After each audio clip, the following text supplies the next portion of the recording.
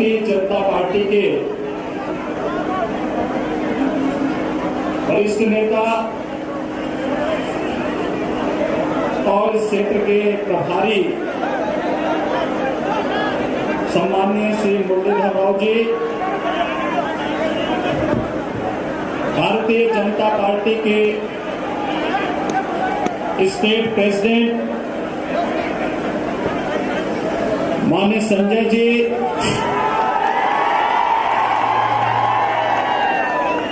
मेरे पूर्व मित्र और माननीय सांसद श्री जितेंद्र रेड्डी जी, भारतीय जनता पार्टी के सभी वरिष्ठ पदाधिकारीगण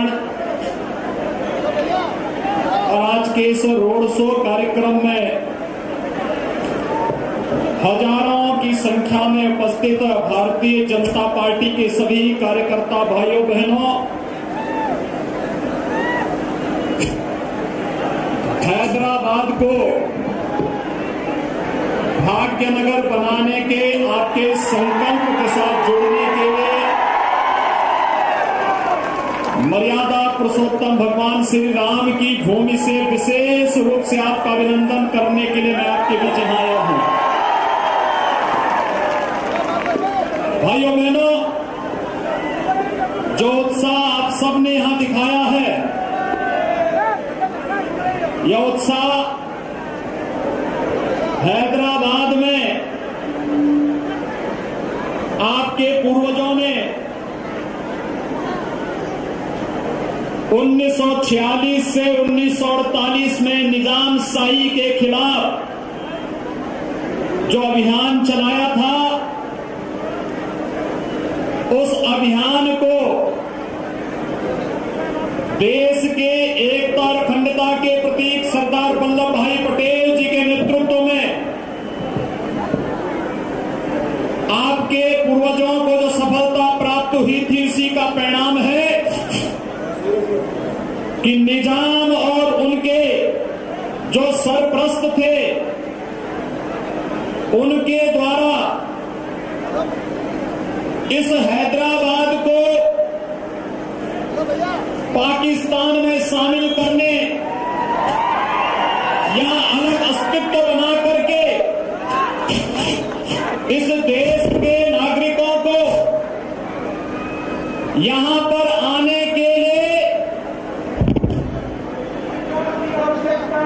परमिट की आवश्यकता पड़े, इस प्रकार की साजिश को यहां के नागरिकों ने और लौह पुरुष सरदार वल्लभ भाई पटेल जी के नेतृत्व में जो एक आंदोलन प्रारंभ किया था, उसकी परिणति है कि आज हम सब यहां पर स्वतंत्र रूप से एक भारत श्रेष्ठ भारत की प्रधानमंत्री मोदी जी की परिकल्पना को साकार करने के लिए एक बार फिर से आपके बीच आए हैं। भाइयों बहनों, हम सबको इस बारे में सोचना होगा कि भारतीय जनता पार्टी ही वह राजनीतिक पार्टी है जो यहां पर शहीद हुए उन बलिदानियों का भव्य स्मारक बना करके इस नगर को एक बार फिर से भाग्यनगर के रूप में बदल करके इसका गौरव दिलाने का कार्य कर सकती है। जो लोग आज भी निजाम शाही के पद चिन्हों का अनुसरण करके यहां के नागरिकों का शोषण कर रहे हैं, यहां के विकास को बाधित कर रहे हैं, यहां पर भ्रष्टाचार फैला करके यहां के आम जन की भावनाओं को रोकने का कार्य कर रहे हैं, ग्रेटर हैदराबाद म्युनिसिपल कॉर्पोरेशन का चुनाव को जवाब देने के लिए आप सबके पास एक अवसर के रूप में आया है। आप सब जानते हैं देश के अंदर किस प्रकार का परिवर्तन देखने को मिला है। ये परिवर्तन हर एक क्षेत्र में हम सबके सामने स्पष्ट रूप से देखने को मिल रहा है।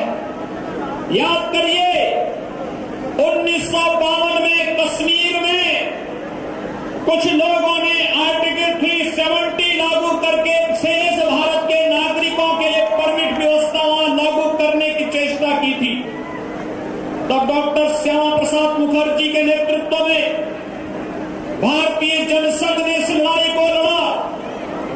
डॉक्टर श्यामा प्रसाद मुखर्जी के उस सपने को साकार किया प्रधानमंत्री नरेंद्र मोदी जी के मार्गदर्शन में। गृह मंत्री अमित शाह जी ने जब कश्मीर से धारा 370 समाप्त करके हैदराबाद और तेलंगाना के नागरिकों को भी यह पूरी स्वतंत्रता दी कि आप भी जाकर के जम्मू कश्मीर में जाकर के अपने लिए आवास और अपने लिए जमीन खरीद सके और आप भी वहां के नागरिक बनकर के एक भारत श्रेष्ठ भारत की परिकल्पना को साकार कर सकते हैं। भाइयों बहनों, अयोध्या में भगवान श्री राम के भव्य मंदिर के निर्माण के लिए तेलंगाना से और हैदराबाद से भारी संख्या में कार सेवक गए थे। आपके पूर्वज लगातार आंदोलन करते रहे, लेकिन कुछ लोग थे जो आपकी आस्था का अपमान करते थे और वे हर प्रयास कर रहे थे कि किसी भी स्थिति में अयोध्या में मर्यादा पुरुषोत्तम भगवान श्री राम के भव्य मंदिर के निर्माण का मार्ग न प्रशस्त हो। उनका एक ही प्रयास था, लेकिन हम सब आभारी हैं प्रधानमंत्री मोदी जी के 492 वर्षों में जो कार्य नहीं हो पाया, प्रधानमंत्री मोदी ने शांतिपूर्ण तरीके से अयोध्या में भगवान राम के भव्य मंदिर के निर्माण का मार्ग प्रशस्त करके एक बार फिर से राष्ट्र गौरव के लिए हम सबको एक अवसर प्रदान किया। और यही नहीं, नारी गरिमा के प्रतीक को भी सम्मान देने के लिए, आधी आबादी को सम्मान देने के लिए, ट्रिपल तलाक की कुप्रथा को समाप्त करने का कार्य भी किसी ने किया तो भारतीय जनता पार्टी ने किया है। भाइयों बहनों, मैं पूछना चाहता हूं टीआरएस की, केसीआर की सरकार से कि आखिर प्रधानमंत्री आवास योजना का लाभ तेलंगाना में और हैदराबाद में यहां के गरीबों को क्यों नहीं मिल पाता है? भाइयों बहनों, यहां पे केसीआर की सरकार को 6 वर्ष हो गए, तेलंगाना बने हुए 6 वर्ष से अधिक हो चुके हैं। उत्तर प्रदेश में मात्र 3 वर्ष में हमने 35 लाख गरीबों को प्रधानमंत्री आवास योजना का लाभ दिया है। 35 लाख 35 लाख नागरिकों को वहां पर प्रधानमंत्री आवास योजना की सुविधा मिली है। और उत्तर प्रदेश की आबादी 24 करोड़ लोगों में से 10 करोड़ लोगों को आयुष्मान भारत में 5 लाख रुपए की स्वास्थ्य बीमा का कवर भी प्रधानमंत्री मोदी जी के कारण राज्य सरकार ने प्रदेश के अंदर प्रत्येक नागरिक को देने का कार्य किया। मैं पूछना चाहता हूं केसीआर की सरकार को, हाल ही में यहां हैदराबाद में बाढ़ आई थी। अगर प्रधानमंत्री मोदी जी देश के अंदर 12 करोड़ किसानों को प्रधानमंत्री किसान सम्मान निधि का 6,000 रुपए सालाना डीबीटी के माध्यम से ऑनलाइन उनके अकाउंट में डाल सकते हैं, तो फिर हैदराबाद के अंदर बाढ़ पीड़ितों को दी जाने वाली राशि उन गरीबों के खाते में सीधे क्यों नहीं जा पाई है? ये भ्रष्टाचार फैलाने की छूट और एक नोट खसोट की छूट यहां पर आखिर क्यों दी गई? भाइयों बहनों, ये चीजें इस बात को बताती हैं, जिस हैदराबाद के सामने विकास की और संभावनाएं थी, आज उन सपनों को धूल दूषित करने का कार्य कर रहा है यहां पर एक परिवार और उनकी मित्र मंडली। ये भाइयों बहनों, कोई संदेह नहीं होना चाहिए यहां पर किस प्रकार से यहां पर एक परिवार के द्वारा कैसे लूट खसोट करके एक तरफ आपके पूर्वजों ने निजामशाही के खिलाफ एक लड़ाई लड़ी थी और निजाम के रूप में एक परिवार फिर से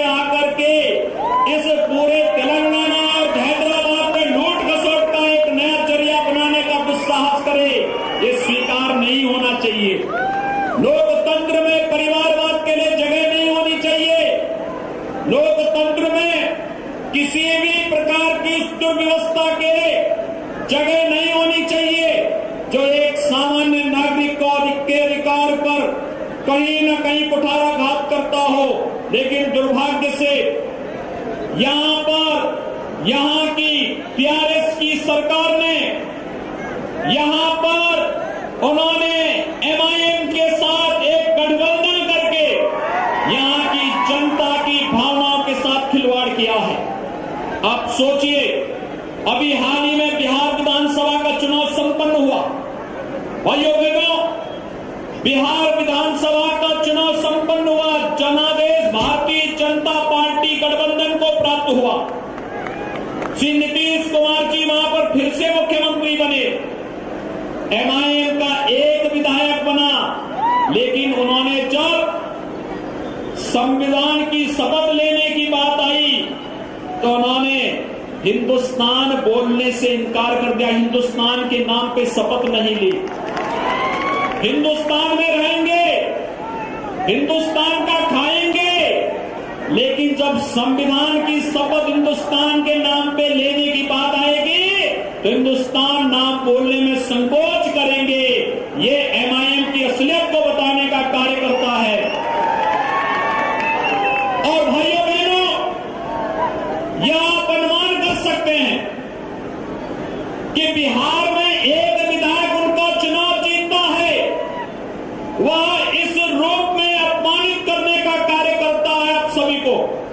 लेकिन यहां पर तो उनके द्वारा सत्ता को जकड़ने का जो प्रयास हो रहा है, जिस प्रकार की धमकियां दी जाती हैं, क्या ये स्वीकार्य होनी चाहिए?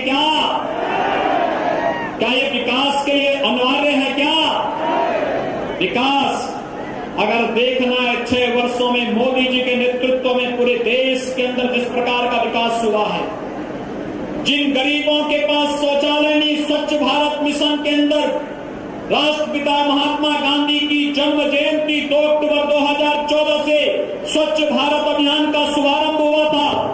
हर गरीब को प्रधानमंत्री मोदी जी ने एक टॉयलेट मुफ्त में देने का कार्य किया। जहां की राज्य सरकार जितना ले जा सकती थी, उत्तर प्रदेश के अंदर 2 करोड़ 61 लाख परिवारों को हमने एक टॉयलेट उपलब्ध करवाया। पूरे देश के अंदर 10 करोड़ लोगों को इस सुविधा का लाभ प्राप्त हुआ।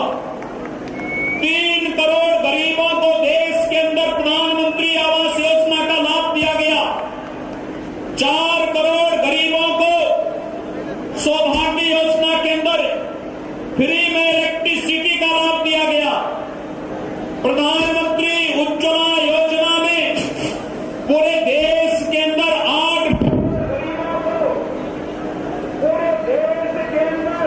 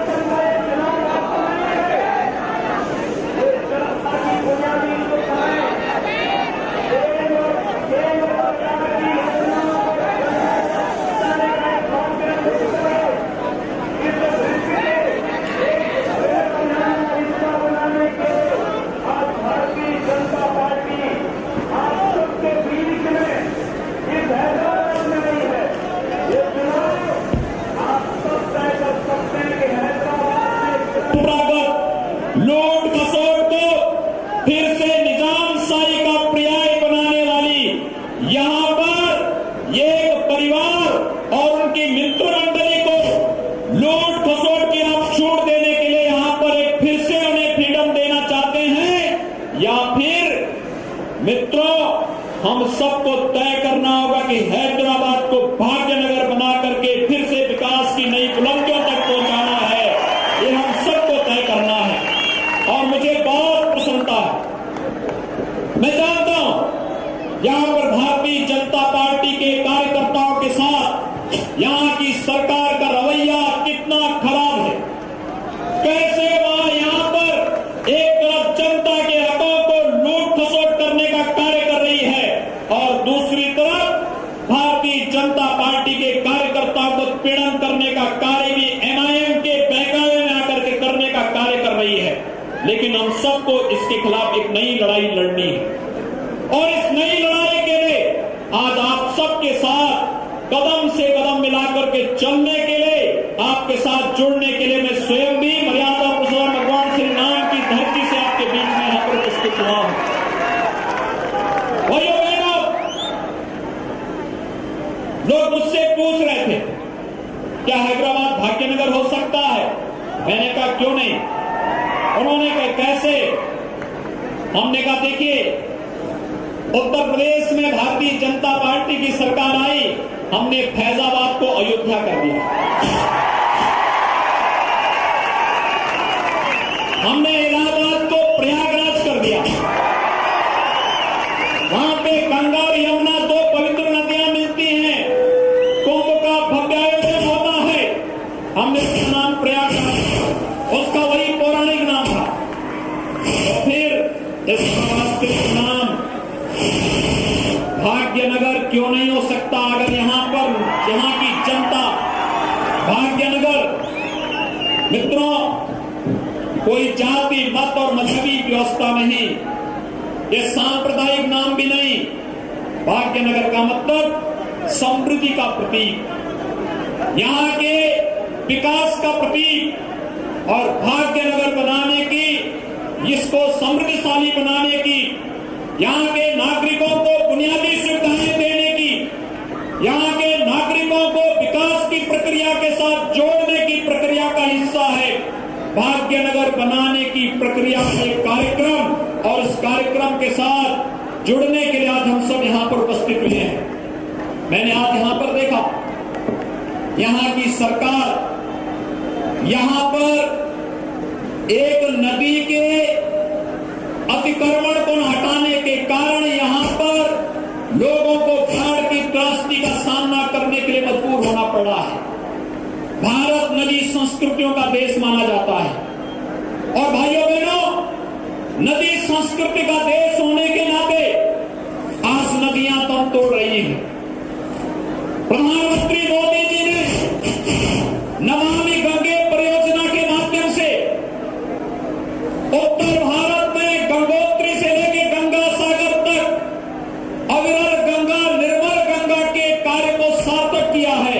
और मैं इस बात को कह सकता हूं, गंगा देश की एक बड़ी पवित्र नदी है, देवतुल्य नदी है। आज आप जाएंगे, न केवल गंगा नदी में स्नान, बल्कि गंगा का जल आचमन करने लायक फिर से नमामि गंगे परियोजना के माध्यम से हो गया है, क्योंकि मोदी जी के नेतृत्व में आज वहां पर नमामि गंगे परियोजना का कार्य पूरी मजबूती के साथ कार्य वहां पर हुआ है। लेकिन मैं पूछना चाहता हूं, एक नदी यहां पर भी है, लेकिन भाइयों बहनों, टीआरएस की सरकार उस नदी को और भी प्रदूषित करती है। उस नदी की अविरलता और निर्मलता इसलिए नहीं बन सकती क्योंकि एमआईएम से जुड़े हुए लोगों ने वहां पर अवैध कब्जे करके यहां के नागरिकों को बाढ़ से पूरी तरह डुबोने की साजिश का हिस्सा बना करके कब्जा किया है। और टीआरएस और एमआईएम की मित्रता यहां पर इस पवित्र नदी की अविरलता और निर्मलता में बाधक है। और इस दृष्टि में कह सकता हूं, ये जो नापाक गठबंधन यहां पर बना है, ये नापाक गठबंधन यहां के विकास को रुद्ध कर रहा है, जनता की बुनियादी सुविधाओं को लूट खसोट का जरिया बना रहा है। यहां पर हैदराबाद के बारे में जब चर्चाएं सामने आती हैं, यहां का प्रत्येक नागरिक परेशान है। व्यापारी परेशान है। किसी भी कार्य के लिए जिस तरीके से उन्हें पैसे की डिमांड होती है, विकास के कार्यों में लूट खसोट प्रारंभ होती है, ये स्वाभाविक रूप से इस बात को प्रदर्शित करता है कि यहाँ के सरकार और यहाँ का कॉर्पोरेशन में जो लोग अब तक रहे हैं, इन लोगों का विकास और जनता की बुनियादी सुविधाओं से कोई लेना देना नहीं। और इस से भारतीय जनता पार्टी पूरी मजबूती के साथ, पूरी प्रतिबद्धता के साथ अपने चुनाव घोषणा पत्र के माध्यम से आपके बीच यहाँ पर उपस्थित हुई है। कल भारतीय जनता पार्टी के माननीय राष्ट्रीय अध्यक्ष श्री जयप्रकाश नड्डा जी ने, जगत प्रकाश नड्डा जी ने आपके बीच आकर के यहाँ की जनता का आह्वान किया। और कल देश के यशस्वी गृह मंत्री जी स्वयं यहाँ पर पधार करके एक बार फिर से आप सबका आह्वान करना चाहते हैं। और भाइयों बहनों, मैं भी अयोध्या का संदेश और उत्तर प्रदेश का संदेश लेकर के आज आपके बीच में यहाँ पर उपस्थित हुआ हूं। मैं आप सबका आह्वान करूंगा, हमें एक भ्रष्टाचार मुक्त व्यवस्था के लिए, एक पारदर्शी और सुष्ठापूर्ण विकास के लिए एक अच्छा ग्रेटर हैदराबाद म्युनिसिपल कॉर्पोरेशन के गठन के लिए भारतीय जनता पार्टी को यहां पर भारी बहुमत से विजयी बनाने के लिए हमें आगे आना होगा। और भाइयों बहनों, इस अभियान में आप सबका मैं आह्वान करूंगा।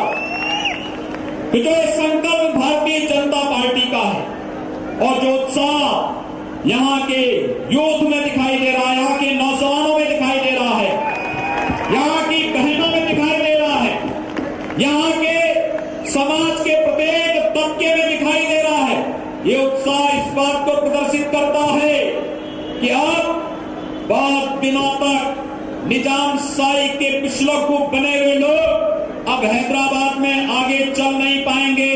अब यहाँ पर भाग्य नगर के निर्माण के कार्यक्रम को आगे बढ़ाने के लिए हम सब मिलकर के आगे बढ़ेंगे और भारतीय जनता पार्टी यहाँ के इस भाग्य के निर्माण के लिए आज आपके बीच में आई है। आप सबसे मेरी अपील है, भारतीय जनता पार्टी के चुनाव चिन्ह कमल का फूल, भारतीय जनता पार्टी का चुनाव का चिन्ह क्या है?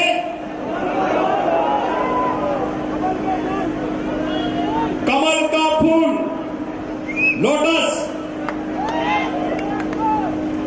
भारी बहुमत से विजयी बनाएंगे।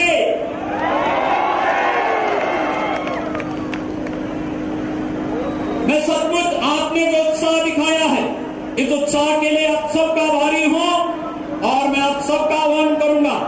कोविड-19 के खतरों को देखते हुए अयोध्या में जब 5 अगस्त को प्रधानमंत्री मोदी जी ने शिलान्यास का कार्यक्रम संपन्न किया था, तब मेरी हार्दिक इच्छा थी, मैं पिछली बार माननीय मुरलीधर राव जी के साथ उनके पैतृक गांव में गया था और वहां पर मैंने देखा था कि मर्यादा पुरुषोत्तम भगवान श्री राम ने दंडकारण्य में किस प्रकार का जीवन व्यतीत किया था। और मेरी हार्दिक इच्छा थी कि उस समय मैं हैदराबाद से भी बड़ी संख्या में राम भक्तों को अयोध्या में आमंत्रित करूं। और मैं आप सबका आह्वान करूंगा, जब 3 वर्ष के बाद अयोध्या में भगवान राम का भव्य मंदिर का निर्माण होगा, हम कोरोना पर भी विजय प्राप्त करेंगे और अयोध्या में भगवान राम के भव्य मंदिर के निर्माण के माध्यम से भारत की आस्था का सम्मान करते हुए राम राज्य की स्थापना के उस संकल्प को पूरा करेंगे जो देश के अंदर प्रधानमंत्री मोदी जी का मंत्र है, सबका साथ, सबका विकास। और सबका साथ और सबका विकास का मार्ग प्रशस्त होता है ये म्युनिसिपल कॉर्पोरेशन से। भाइयों बहनों, म्युनिसिपल कॉर्पोरेशन में अच्छा प्रशासन दीजिए, भारतीय जनता पार्टी के हवाले करिए और विकास तो दिल्ली के माध्यम से सीधे आपके द्वार तक पहुंचाने का कार्य मोदी जी स्वयं कर देंगे। उसमें चिंतित होने की आवश्यकता नहीं। क्योंकि आज तो आप देख रहे होंगे, आपने देखा होगा कि प्रधानमंत्री मोदी जी ने कोरोना कालखंड में जनधन अकाउंट में डीबीटी के माध्यम से पैसा देने का काम किया। प्रधानमंत्री किसान सम्मान निधि में हर किसान के खाते में पैसा सीधे देने का कार्य किया। वहां पर ऐसा नहीं, मोदी जी तो टेक्नोलॉजी के माध्यम से जनता को शासन की योजनाओं का लाभ देने का कार्य कर रहे हैं। तो अलग बात है, केसीआर की सरकार काम करने में विफल है, इस काम को नहीं करना चाहती क्योंकि उन्होंने गलत मित्र चुने हैं। एमआईएम को साथ लेकर के उनके द्वारा यहां की जनता को लूटने का जो कार्य हो रहा है, ये नहीं हो पाएगा। बशर्ते ग्रेटर हैदराबाद म्युनिसिपल कॉर्पोरेशन में भारतीय जनता पार्टी का प्रशासन आता है और दिल्ली से प्रधानमंत्री मोदी जी के नेतृत्व में भारतीय जनता पार्टी की सरकार ये पैसा डीबीटी के माध्यम से गरीबों के खाते में, चाहे वह आवास योजना का पैसा होगा, जनधन अकाउंट का पैसा होगा, किसी भी शासन की योजना का लाभ उन लोगों तक पहुंचाने का एक भारी कार्यक्रम आगे बढ़ सकता है।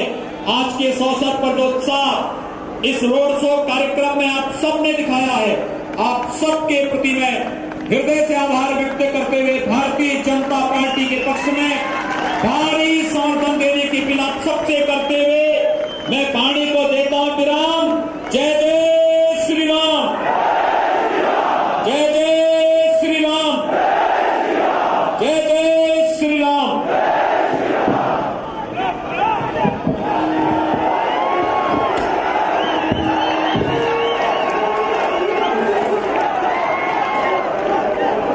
हेलो हेलो हेलो हेलो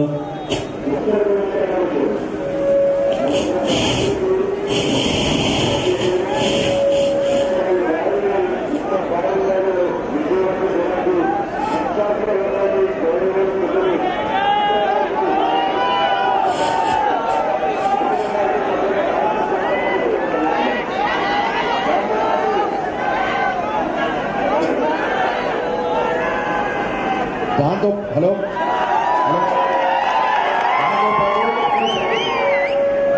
जिला अध्यक्ष जब भारतीय जनता पार्टी के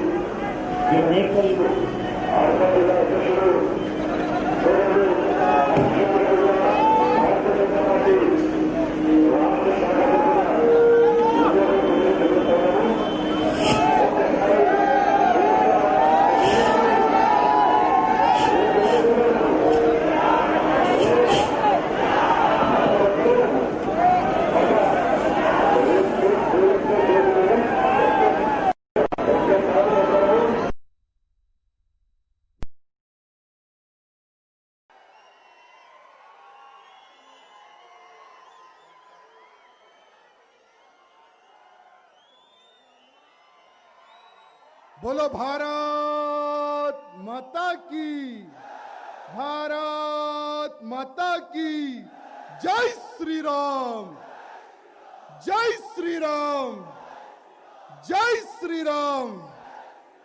आज हैदराबाद के इस पार्लियामेंट क्षेत्र में लाल दरवाजे के प्रांगण में, सिम्बा वाहिनी के प्रांगण में भारतीय जनता पार्टी की जो सभा, जो हिंदुओं की जो गूंज गूंजेगी, आज सिर्फ ओल्ड सिटी नहीं, ओल्ड सिटी में बसे हुए इन गद्दारों के कानों तक पहुंचनी चाहिए।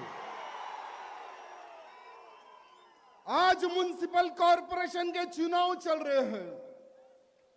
चुनाव में कौन सी पार्टी जीतेगी ये तो आने वाला समय और वोटर डिसाइड करेगा। लेकिन आज पुराने शहर के वोटरों को आज मैं राजा सिंह ये कहने आया हूं, तुम्हें विकास चाहिए या लुटेरे चाहिए, ये ओल्ड सिटी की जनता को डिसाइड करने की आवश्यकता है। 6 साल का इन टीआरएस का राज्य और कई सालों से इन एमआईएम को राज्य, आज पुराना शहर जो परिस्थिति में पहले था आज भी वही परिस्थिति में है।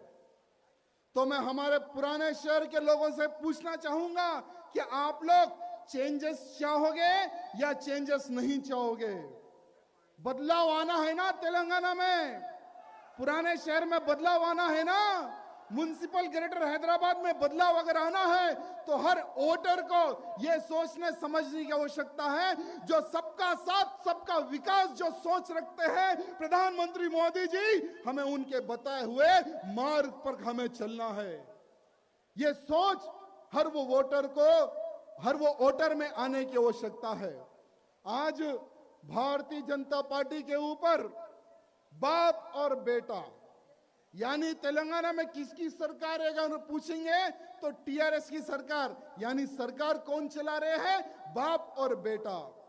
अगर कहीं होर्डिंग देखेंगे तो बाप बेटे की फोटो दिखेगी। अरे यहां तक तो टॉयलेट का अगर देखेंगे तो टॉयलेट के बाहर भी बाप और बेटे की फोटो दिखेगी। आने वाले समय में जहां जहां पर कचरा कुंडी रहेगी वहां पर भी ये बाप बेटे की फोटो दिखेगी और वह समय भारतीय जनता पार्टी लाएगी। आज मैं सभी भाई बंधुओं को कहना चाहूंगा कि आज म्युनिसिपल ग्रेटर हैदराबाद की जनता भारतीय जनता पार्टी के साथ है। आज म्युनिसिपल ग्रेटर हैदराबाद की जनता यह सोच रही है कि हमें इन गद्दारों का मेयर, ये लुटेरों का मेयर नहीं चाहिए। हमें तो निस्वार्थ भाव से जो विकास की राह पर बढ़ने वाली भारतीय जनता पार्टी का मेयर चाहिए। ये मैं नहीं, ग्रेटर हैदराबाद की जनता कह रही है। क्या आपको विश्वास है? क्या आपको विश्वास है?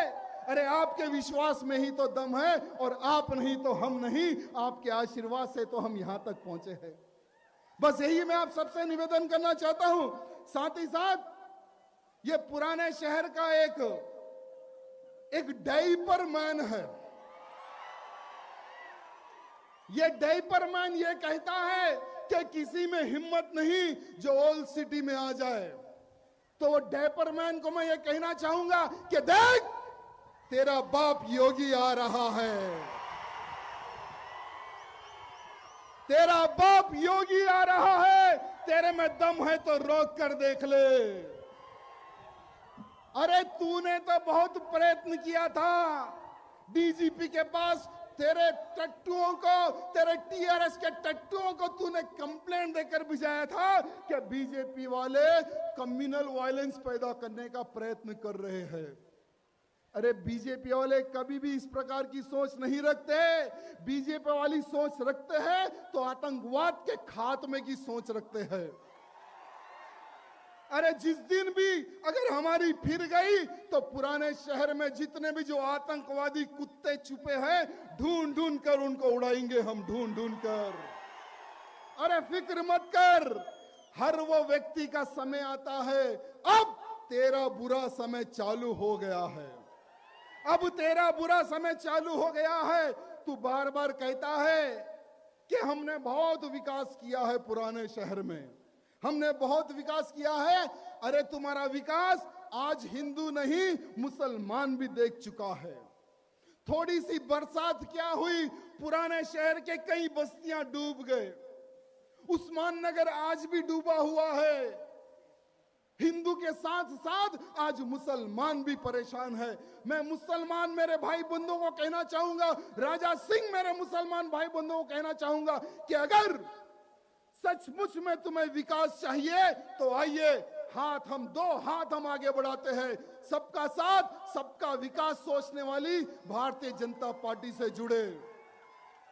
ये जो मुसलमानों के नाम पर जो आज तक इनका बाप, उसके बाद में बेटा और इनके बाद में इनके बेटे जो मुसलमानों पे जो राजनीति करेंगे, इनकी राजनीति जब तक तो मुसलमान इनकी राजनीति खत्म नहीं करेंगे तब तक मुसलमान डेवलप नहीं होगा, न ही इनका क्षेत्र डेवलप होगा। आज मैं पूछना चाहता हूं, यही चंद्रायन गुट्टे से कई मुस्लिम महिलाओं को बेचा गया, दुबई में बेचा गया, सऊदी में बेचा गया, अरब देशों में बेचा गया। कोई हिंदू को नहीं बेचा गया, हमारी मुसलमान बहन बेटियों को बेचा गया। वो समय पर कहां तुम चुप कर बैठे थे? वो समय पर भी भारतीय जनता पार्टी ने आवाज उठाई कि चाहे कोई भी हो, वो हमारे भारत की बेटी है, वो हमारे तेलंगाना की बेटी है, उसकी रक्षा करना हमारा परम कर्तव्य है। वो समय पर हमने आवाज उठाई थी, तभी कुछ लोगों के ऊपर एफआईआर हुआ और कुछ लोगों को जेल भेजा गया। लेकिन आज जो मुसलमान के नाम पर वोट लेते हैं, हिंदू और मुसलमान को लड़ाने का जो प्रयत्न करते हैं, ऐसे लोगों को चेहरे को पहचाने। मैं मुसलमानों को कहना चाहूंगा कि ऐसे लोगों को चेहरा पहचाने और इनका बहिष्कार करे। आज सोशल मीडिया के माध्यम से कई ऐसे वीडियोस आ रहे हैं कि जहां जहां पर एमआईएम का पार्षद वोट मांगने जा रहा है तो मुसलमान महिलाएं चप्पल बता रही है, चप्पल बता बता के भगा रही है। क्यों? क्योंकि इन्होंने विकास के नाम पर मुसलमानों को धोखा दिया, 10,000 रुपए के नाम पर मुसलमानों को धोखा दिया। जो बरसात हुई, जिन जिन को लॉस हुआ, 10,000 रुपए देने की एक स्कीम चालू हुई, यानी गरीब लोगों की भलाई के लिए ही एमआईएम के नेताओं की जेबक भरने के लिए और टीआरएस के नेताओं की जेबक भरने के लिए वो स्कीम चालू की गई। कहीं पर भी गरीब औरत के घर जाते थे, उसका आधार कार्ड लेते थे, ये ले 5,000 मेरा कमीशन, ये ले 2,000, 8,000 मेरा कमीशन बोलकर टीआरएस और एमआईएम के लोग हजारों नहीं 100 करोड़ रुपए लोग कमा लिए। आज ये मुसलमानों को सोचने की आवश्यकता है कि तुम्हारे न्याय और तुम्हारे इंसाफ के लिए कौन लड़ रहा है और तुम्हें बर्बाद करने के लिए आज तुम्हारे ऊपर कौन सी पार्टी बैठी हुई है। ये आज के मुसलमान को सोचने की आवश्यकता है। और कल उसकी एक स्पीच देख रहा था कि मैंने सिम्बा वाहिनी को 10 करोड़ रुपए दिलवाया है। क्या तेरे बाप के 10 करोड़ रुपए है वो? क्या तेरे बाप के 10 करोड़ रुपए है वो? अरे सिम्बा वाहिनी, हमारी महाकाली माता मंदिर, कुछ लोग एक षड्यंत्र किया गया। अरे यही वही अकबरुद्दीन ओवैसी है जो 15 मिनट समय दिए तो 100 करोड़ हिंदुओं को खत्म करने वाला ये गद्दार आज सेकुलरिज्म बताने का प्रयत्न किया गया और केसीआर एमआईएम मिलकर, क्योंकि केसीआर तो बदनाम हो रहा है। हम लोग बार बार कह रहे हैं कि ये वो गद्दारों से मिला हुआ है जो हिंदुओं को खत्म करने की बात करता है। ये केसीआर वो गद्दारों से मिला हुआ है। तो वो चीज को पैच करने के लिए 10 करोड़ रुपए वो मंदिर को दिए गए। अरे तुम्हारी भीख जरूरत नहीं है। वॉल सिटी का एक एक कार्यकर्ता अगर 100 रुपए दा दे तो 100 करोड़ रुपए जमा हो जाते हैं उस मंदिर के निर्माण के लिए। अरे ये वही गद्दार ओवैसी है जिसने कहा था कि लाल दरवाजे को हरा कर दूंगा। कहा था या नहीं कहा था? कहा था ना। अरे तू क्या, तेरा बाप क्या, तेरी जितने भी पुश्ते हैं लाल दरवाजे को हरा नहीं कर सकती। लाल दरवाजे को हरा करने में किसी में हिम्मत नहीं है और ये सिर्फ कुछ लोगों को जमा करता है और भाषण देता है, लोगों को भड़काने का प्रयत्न करता है। आज मैं पुराने शहर की जनता को बस यही कहना चाहूंगा कि अगर तुम्हें विकास चाहिए तो आइए भारतीय जनता पार्टी के साथ हाथ मिलाइए। नहीं, आपका बेटा वही पंक्चर बनाने वाला होगा, आपका बेटा वही ऑटो चलाने वाला होगा, आपका बेटा वही गंदे काम करने वाला अगर होना है तो एमआईएम आप लोग चूज कर सकते हैं। नहीं, हमारा बेटा कल को इंजीनियर बने, हमारा बेटा कल को डॉक्टर बने, हमारा बेटा हमारे परिवार का नाम करे। अगर ऐसी सोच वाला अगर कोई मुसलमान है तो आइए भारतीय जनता पार्टी के साथ 2 हाथ हम आगे फैलाते हैं, आइए हमारे साथ। आज 150 पार्षद भारतीय जनता पार्टी के खड़े हुए हैं। जहां जहां पर ये एमआईएम का पार्षद है वहां वहां पर भारतीय जनता पार्टी का पार्षद कमर कस के लड़ रहा है। हमारे कॉर्पोरेटर, हमारे कैंडिडेट को डराया जा रहा है, धमकाया जा रहा है। लेकिन इन गद्दारों को मैं कहना चाहूंगा, ये वो पार्टी है बेटा, डरती नहीं, दुश्मन को डराती है। अरे हमारा एक शेर तुम्हारे 100 कुत्तों पर भारी है, ये बात ध्यान रखना। एमआईएम के गद्दारों को मैं कहना चाहूंगा। अरे ओवैसी कहता है कि भारतीय जनता पार्टी को लोग बौखला गए, उनको बिरयानी खिलाने की आवश्यकता है। वो कहता है कि हमें बिरयानी खिलाएगा, तो चल मैं तुझे ऑफर देता हूं। मेरे वाल्मीकि समाज के भाई बंधु बहुत ज्यादा संख्या में है। अरे क्या जबरदस्त बिरयानी बनाते, एक बार आकर वो टेस्ट कर ले, तुझे उसका भी टेस्ट हम करवा देंगे। हमसे ना लड़, अगर तू बातों से मुकाबला करेगा तो हम तैयार है, अगर तू हाथों से मुकाबला करेगा भी तो हम तैयार है। आज पूरे तेलंगाना में, पूरे म्युनिसिपल ग्रेटर हैदराबाद में भारतीय जनता पार्टी की लहर गूंज रही है। और आने वाला समय यानी कल का लास्ट दिन प्रचार है, 1 तारीख के दिन हर बूथ में हर वो कार्यकर्ता एक सैनिक का रूप लेकर अपने अपने बूथ को संभालना है। मेरे भाइयों, आप अगर आपका बूथ जीत लिए तो समझो भारतीय जनता पार्टी के मेयर बनने के लिए कोई ताकत हमें नहीं रोक सकती। ये बात आप ध्यान रखना मेरे भाइयों। अरे ये वही ओवैसी है जो कहता था कि मैं वंदे मातरम नहीं गाऊंगा, ये वही ओवैसी है, लेकिन आज मोदी जी के डर से भारत का झंडा पकड़ रहा है। अरे जिस दिन भी भाग्यनगर में, जिस दिन भी तेलंगाना में भारतीय जनता पार्टी की सरकार बनेगी, यही ओवैसी भगवा पकड़ के बोलेगा जय श्री राम। यही ओवैसी बोलेगा, क्योंकि ये वो नस्ल के हैं ये लोग जो मुख्यमंत्री बनता है उसके पैर पकड़ना इनकी फितरत में है। कांग्रेस का मुख्यमंत्री बना, उसके पैर इन्होंने पकड़ा। टीडीपी का मुख्यमंत्री बना, उसके पैर इन्होंने पकड़ा। आज केसीआर यानी टीआरएस का मुख्यमंत्री है तो उसके पैर पकड़ लिए लोग।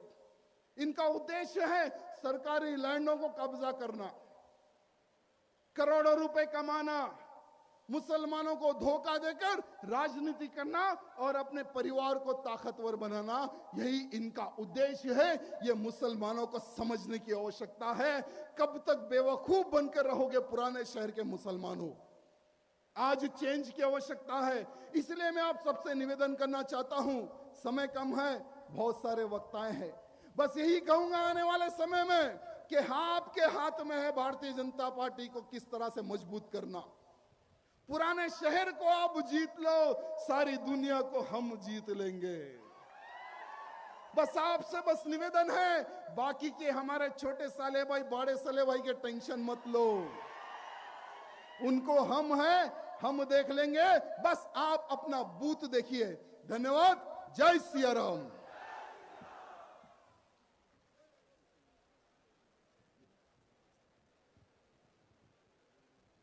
धन्यवाद भाई राजा जी।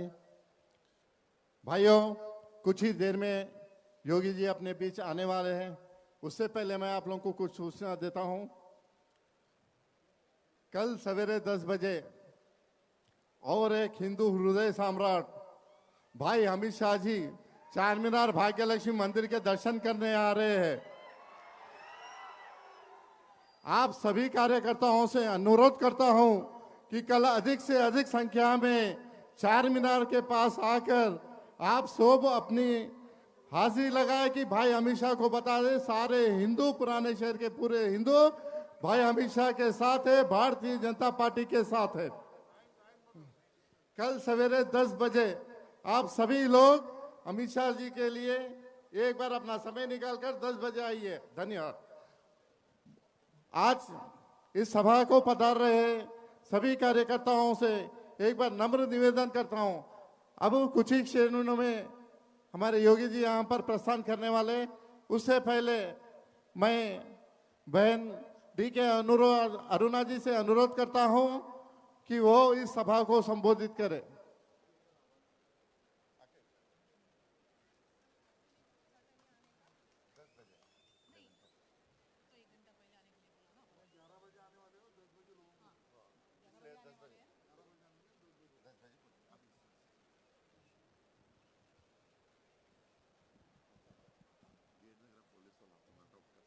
ఓకే,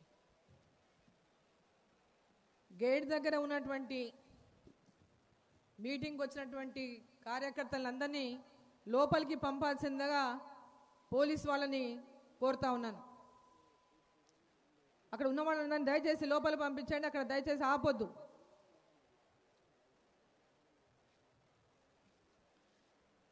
ఈనాటి ఈ సమావేశానికి ఎన్నికల జిహెచ్ఎంసీ ఎన్నికల శంఖారావానికి ఈ సభకు కొద్దిసేపట్లో ఉత్తరప్రదేశ్ ముఖ్యమంత్రి అయినటువంటి గౌరవనీయులు యోగి ఆదిత్యనాథ్ గారు రాబోతున్నారు. మరి ఈ సభకు ఇక్కడ అధ్యక్షత వహిస్తున్నటువంటి సభాధ్యక్షుడు ఇప్పుడు ఉన్నటువంటి గోషామహల్ శాసనసభ్యులు రాజాసింగ్ గారు,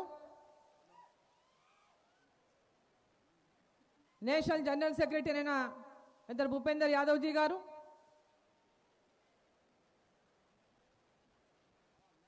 అదేవిధంగా మనోహర్ రెడ్డి గారు, ఆశీష్ గారు, జిల్లా అధ్యక్షులు సురేందర్ రెడ్డి గారు, పాండు గారు, ప్రకాష్ రెడ్డి గారు, ఉమాదేవి గారు, భాస్కర్ గారు, సురేందర్ రెడ్డి గారు, వేదిక ఉన్నటువంటి పెద్దలు, వేదిక పక్కన ఉన్నటువంటి మన పార్టీ నుంచి పోటీ చేస్తున్నటువంటి అభ్యర్థులందరికీ, మన ముందున్నటువంటి అక్క చెల్లెళ్ళకి, అన్న తమ్ముళ్ళకి, మీడియా మిత్రులకి పేరు పేరున నా యొక్క నమస్కారాలు తెలియజేస్తా ఉన్నాను. మరి ఇంతకుముందు రాజాబాయ్ మాట్లాడిన ఓల్డ్ సిటీలో ఉన్నటువంటి పరిస్థితి ఏంది, భవిష్యత్తులో పాత నగరం అభివృద్ధి కావాలంటే మనం బీజేపీకి ఓటు వేయాలా లేదా అని అందరూ ఒక్కసారి నిర్ణయించుకోవాల్సినటువంటి అవసరం ఉంది. పాత నగరం ఎప్పుడు ఇట్లనే ఎంఐఎం కాళ్ళ కింద నల్లుల్లాగా ఉండాలన్నా మన భవిష్యత్తు, మనం కూడా ఇతర ప్రాంతాల్లో ఉన్నటువంటి అభివృద్ధికి, హైదరాబాద్ నగరంలో ఇతర ప్రాంతాల్లో ఉన్నటువంటి అభివృద్ధిని మన ప్రాంతంలో కూడా జరగాలంటే బీజేపీ పార్టీకి, కమలం పువ్వు గుర్తుకి, నరేంద్ర మోడీ గారి నాయకత్వాన్ని తెలంగాణలో కూడా బీజేపీ ప్రభుత్వాన్ని అధికారంలోకి తేవాలంటే ఈరోజు జిహెచ్ఎంసీ ఎన్నికల్లో బీజేపీ అభ్యర్థులని ప్రతి డివిజన్లో కూడా గెలిపించాల్సిందిగా మిమ్మల్ని సందర్భంగా కోరుతా ఉన్నా. మొన్న దుబ్బాకలో ఏమైందో ఒక్కసారి మీరు అందరూ గమనించండి. ఇంతకుముందు కేసీఆర్ గారు సభలో భయపడిస్తా ఉన్నాడు, బెదిరిస్తా ఉన్నాడు, మమ్మల్ని ఒరే పోరే అంటే నేను కళ్ళెర చేస్తే మీరు అందరు ఏమవుతారో ఒక్కసారి చూసుకోండి అంట. మనల్ని సన్యాసులు అనొచ్చంట, దొంగలను వచ్చంట, దోపిడీదారులను వచ్చంట, మోసగాళ్ళను వచ్చంట, మనము కొట్లాటలు పెడుతున్నామని చెప్పి అబద్ధాలు చెప్పొచ్చంట, ప్రజలకు ఇచ్చిన హామీలు మోసం చేయొచ్చంట. కానీ ఆయన మాట్లాడే మాటలు, ఆయన కొడుకు మాట్లాడే మాటలకు ఎవరు జవాబు చెప్పొద్దంట. ఇదేమైనా జాగీరా? అది తెలంగాణ అయినా జాగీరా? ఏమి ఇంకొక నైజామా? 8వ నిజామా? బరాబర్ నిన్ను తిడతారు. నీవెట్లా ఇతరులను తిడతావో అదే మాట మీద నిన్ను తిడతారు. నీకెవ్వడు భయపడడానికి ఎవడు సిద్ధంగా లేడు. ఇక్కడ కేసీఆర్ కు భయపడి ఏ ఒక్కరు వెనక్కి తగ్గని, ఇంకా భాజపా కార్యకర్తలు, బీజేపీ కార్యకర్తలు కానీ, నాయకులు కానీ ఒక్క అడుగు కూడా వెనక్కి అయ్యారు, 10 అడుగులు ముందుకే వేస్తారని చెప్పి సందర్భం తెలియజేస్తా ఉన్నా.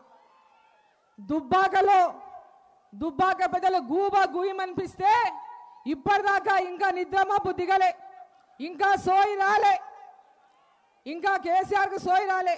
ఈరోజు మాటలు నా స్పీచ్లో సప్ప ఉన్నాడు, అయిపోయింది స్పీచ్లో సప్ప ఉన్నాడు. అసలు ఆ మాటలో దమ్ము లేదు, ఓడిపోతున్నటువంటి భయం కనిపిస్తా ఉంది ఆయన స్పీచ్లో. ఎప్పుడు ఆయన మీ సమావేశంలో పెడితే ఇక ఎవరిని తిడతాడో, ఏం తిడతాడో, ఏమేం మాటలు అంటలో అంటే ఆయనకు అర్థమైపోయింది, సోయి వచ్చింది. తిడితే ఓట్లు పడవు, ప్రజలకు పని చేస్తేనే, ప్రజలకు ఇచ్చిన మాట నిలబెట్టుకుంటేనే ప్రజలు ఆదరిస్తారంటే అటువంటి సోయి వచ్చింది కేసీఆర్కి. అది ఎన్నికల కోసం వచ్చిన సోయి, మళ్ళీ ఎన్నికలు అయిపోగానే మళ్ళా సోయి తప్పుతాడు. మరి జిహెచ్ఎంసీ ఎన్నికల్లో దుబ్బాక ఏ విధంగా రిజల్ట్ ఇచ్చింది? దుబ్బాక ఏడ ఉంది? కేసీఆర్కు, గజ్వేల్కు ఆనుకొనుంది. ఆయన కొడుకు కేటీఆర్ సిరిసిల్లకు ఆనుకోనుంది. ఆయన అల్లుడు ఆర్థిక శాఖ మంత్రి సిద్దిపేటకు ఆనుకోనుంది.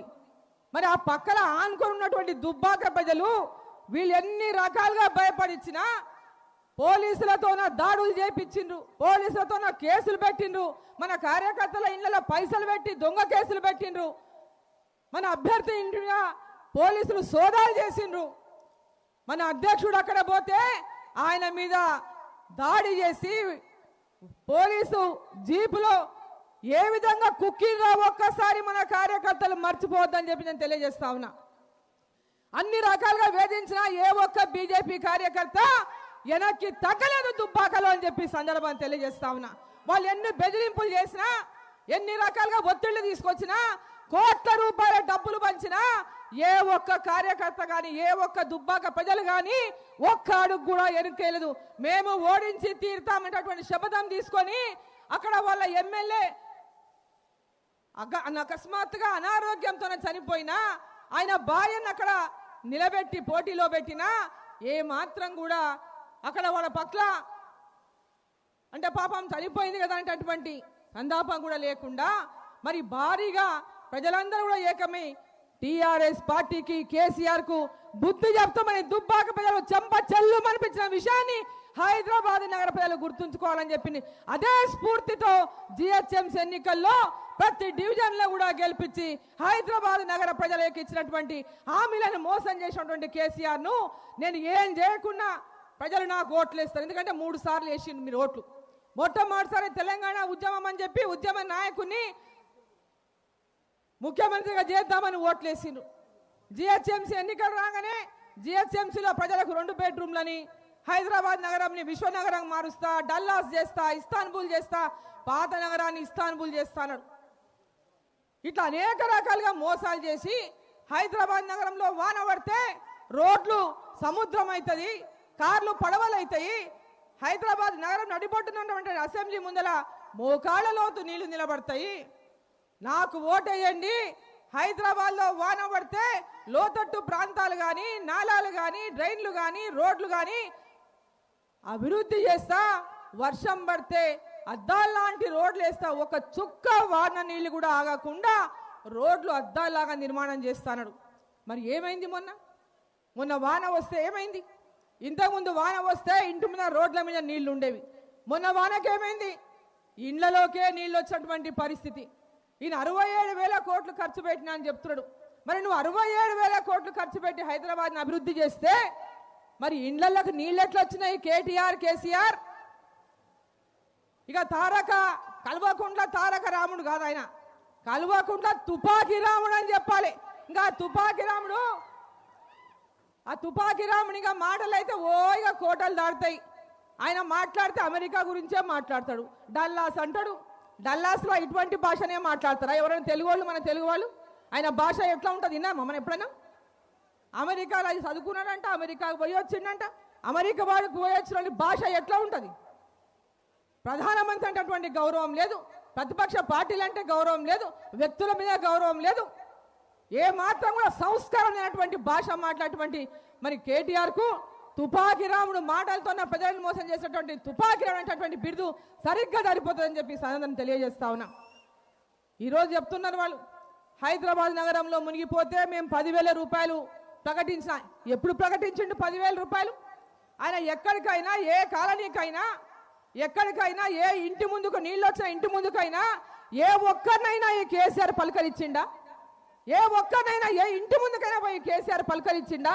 అవునమ్మా, నీ కష్టం ఏమి, నీ బాధ ఏమి నష్టమైంది నీకు? ఇంట్లో మొత్తం ఇంట్లో సరుకులు పోయినాయి, బట్టలు పోయినాయి, నీళ్ళు వచ్చినాయి, ఇంట్లో తిన్నింక లేదు, ఉండనింక లేదు, పండనింక లేదు. మరి నీ కష్టం ఏమిందో మేము ఆదుకుంటామనేటటువంటి మాట ఏ ఒక్కరికైనా భరోసా ఇచ్చిండా? ఏ ఒక్కరికి భరోసా ఇవ్వకుండా మనం అందరం ప్రశ్నిస్తే ప్రజలందరూ కూడా రోడ్ల మీదకి వచ్చి పెద్ద ఎత్తున గొడవ చేస్తే ఆదుకుంటలేదు ప్రభుత్వం అని. అప్పుడు జిహెచ్ఎంసీ ఎన్నికలు దుబ్బాకలో ఓడిపోతున్న సందర్భంగా జిహెచ్ఎంసీ ఎన్నికల్లో కూడా నా గువ్వయ్య ఒక గువ్వ ఆడ గుయ్యమనిపించిండ్రు, ఇంకో గువ్వ ఈడ గుయ్యమనిపిస్తే రేపు జిహెచ్ఎంసీ ఎన్నికలు కనుక బీజేపీ వస్తే వచ్చే ఎన్నికలు నా మొహం కూడా పచ్చడి చేస్తారనేటటువంటి ఉద్దేశంతోనే ఈ 10,000 రూపాయలు అనౌన్స్ చేసిండు. కానీ ఏ బీద వాళ్ళ మీద ప్రేమతో కాదు, కనికరంతో కాదు, వాళ్ళని ఆదుకోవాలని కూడా కాదు. ఆదుకునే గుణమే ఉంటే మరి ఎన్నికలు ఎందుకు ఇప్పుడు తీసుకొచ్చిండు? ఎన్నికలు ఫిబ్రవరిలో జరగాల. ఈ జిహెచ్ఎంసీ యొక్క కాలం పూర్తయ్యేటటువంటి కాలం ఫిబ్రవరికి పూర్తవుతుంది. 5 సంవత్సరాలు. జనవరి చివరి వారంలో ఎన్నికలు చేసుకోవచ్చు, జనవరి 2వ వారంలో ఎన్నికలు చేసుకోవచ్చు. ఈ వరద సహాయం అవసరం ఉన్నటువంటి వాళ్ళకి అందరికీ కూడా నువ్వు చెప్పినటువంటి ఆ 10,000 రూపాయలు ప్రతి కుటుంబానికి ఇచ్చినాక నువ్వు ఎన్నికలు నిర్వహించుకోవచ్చు. కానీ ఏం చేసిండు? 10,000 రూపాయలు 550 కోట్లు నెట్ క్యాష్ ప్రభుత్వం డబ్బులు డ్రా చేసి వాళ్ళ కార్యకర్తల జేబుల్లో గుట్టి మీరు ఈ పైసలు తీసుకుపోయి ఓటర్లకు పంచండి, రేపు మనకు ఓట్లు కావాలి, ఓట్లు కావాలి, మనకు ఎక్కడెక్కడైతే ఓట్లు రావాలనో అక్కడ పంచండి. ఎవరైతే నిజంగా బాధితులు ఉన్నారో వాళ్ళకు కాదు వాళ్ళు పంచింది, వాళ్ళకు చుట్టాలకు, వాళ్ళ కార్యకర్తలకు, వాళ్ళ ఇళ్లలో సగం పైసలు జేబులో పెట్టుకొని సగం పైసలు పంచి వాళ్ళ అకౌంట్లలో వేయకుండా పెద్ద ఎత్తున ప్రభుత్వ ధనాన్ని దుర్వినియోగం చేసినటువంటి కేసీఆర్ను ఏమి చేసినా తప్పు లేదని చెప్పి ఈ సందర్భంగా నేను తెలియజేస్తా ఉన్నా. ప్రభుత్వ ధనాన్ని నీ కార్యకర్తల చేతుల్లో పెట్టి అడ్డగోలుగా పంచానికి నీకు ఎవరు అధికారం ఇచ్చిందని చెప్పి ప్రశ్నిస్తా ఉన్నా. అధికారం నీ చేతుల్లో ఉందని నీ బుద్ధి పుట్టినట్ల ప్రజాధనాన్ని ఉపయోగించుకొని కేవలం ఓట్లు సీట్లు, ఆయనకు కావాల్సింది ఓట్లు సీట్లు తప్ప ప్రజల యొక్క సంక్షేమం కానీ ప్రజల యొక్క అభివృద్ధి కానీ ఆయనకు ఏనాడు పట్టేటువంటి విషయం మనం ఒక్కసారి అందరం గ్రహించుకోవాలి. మళ్ళీ ఏం చెప్పి మొత్తం రోడ్ల మీదకి వచ్చినాక మీరు మీ సేవల దరఖాస్తులు పెట్టుకోండి, మీ అందరు అకౌంట్లలో వేస్తామని అందరు పెద్ద ఎత్తున గొడవ చేసినాక మీ సేవలో దరఖాస్తు చేసుకోమని మరుసటి రోజే ఎలక్షన్ల నోటిఫికేషన్ ఇచ్చిండు, అవునా లేదా?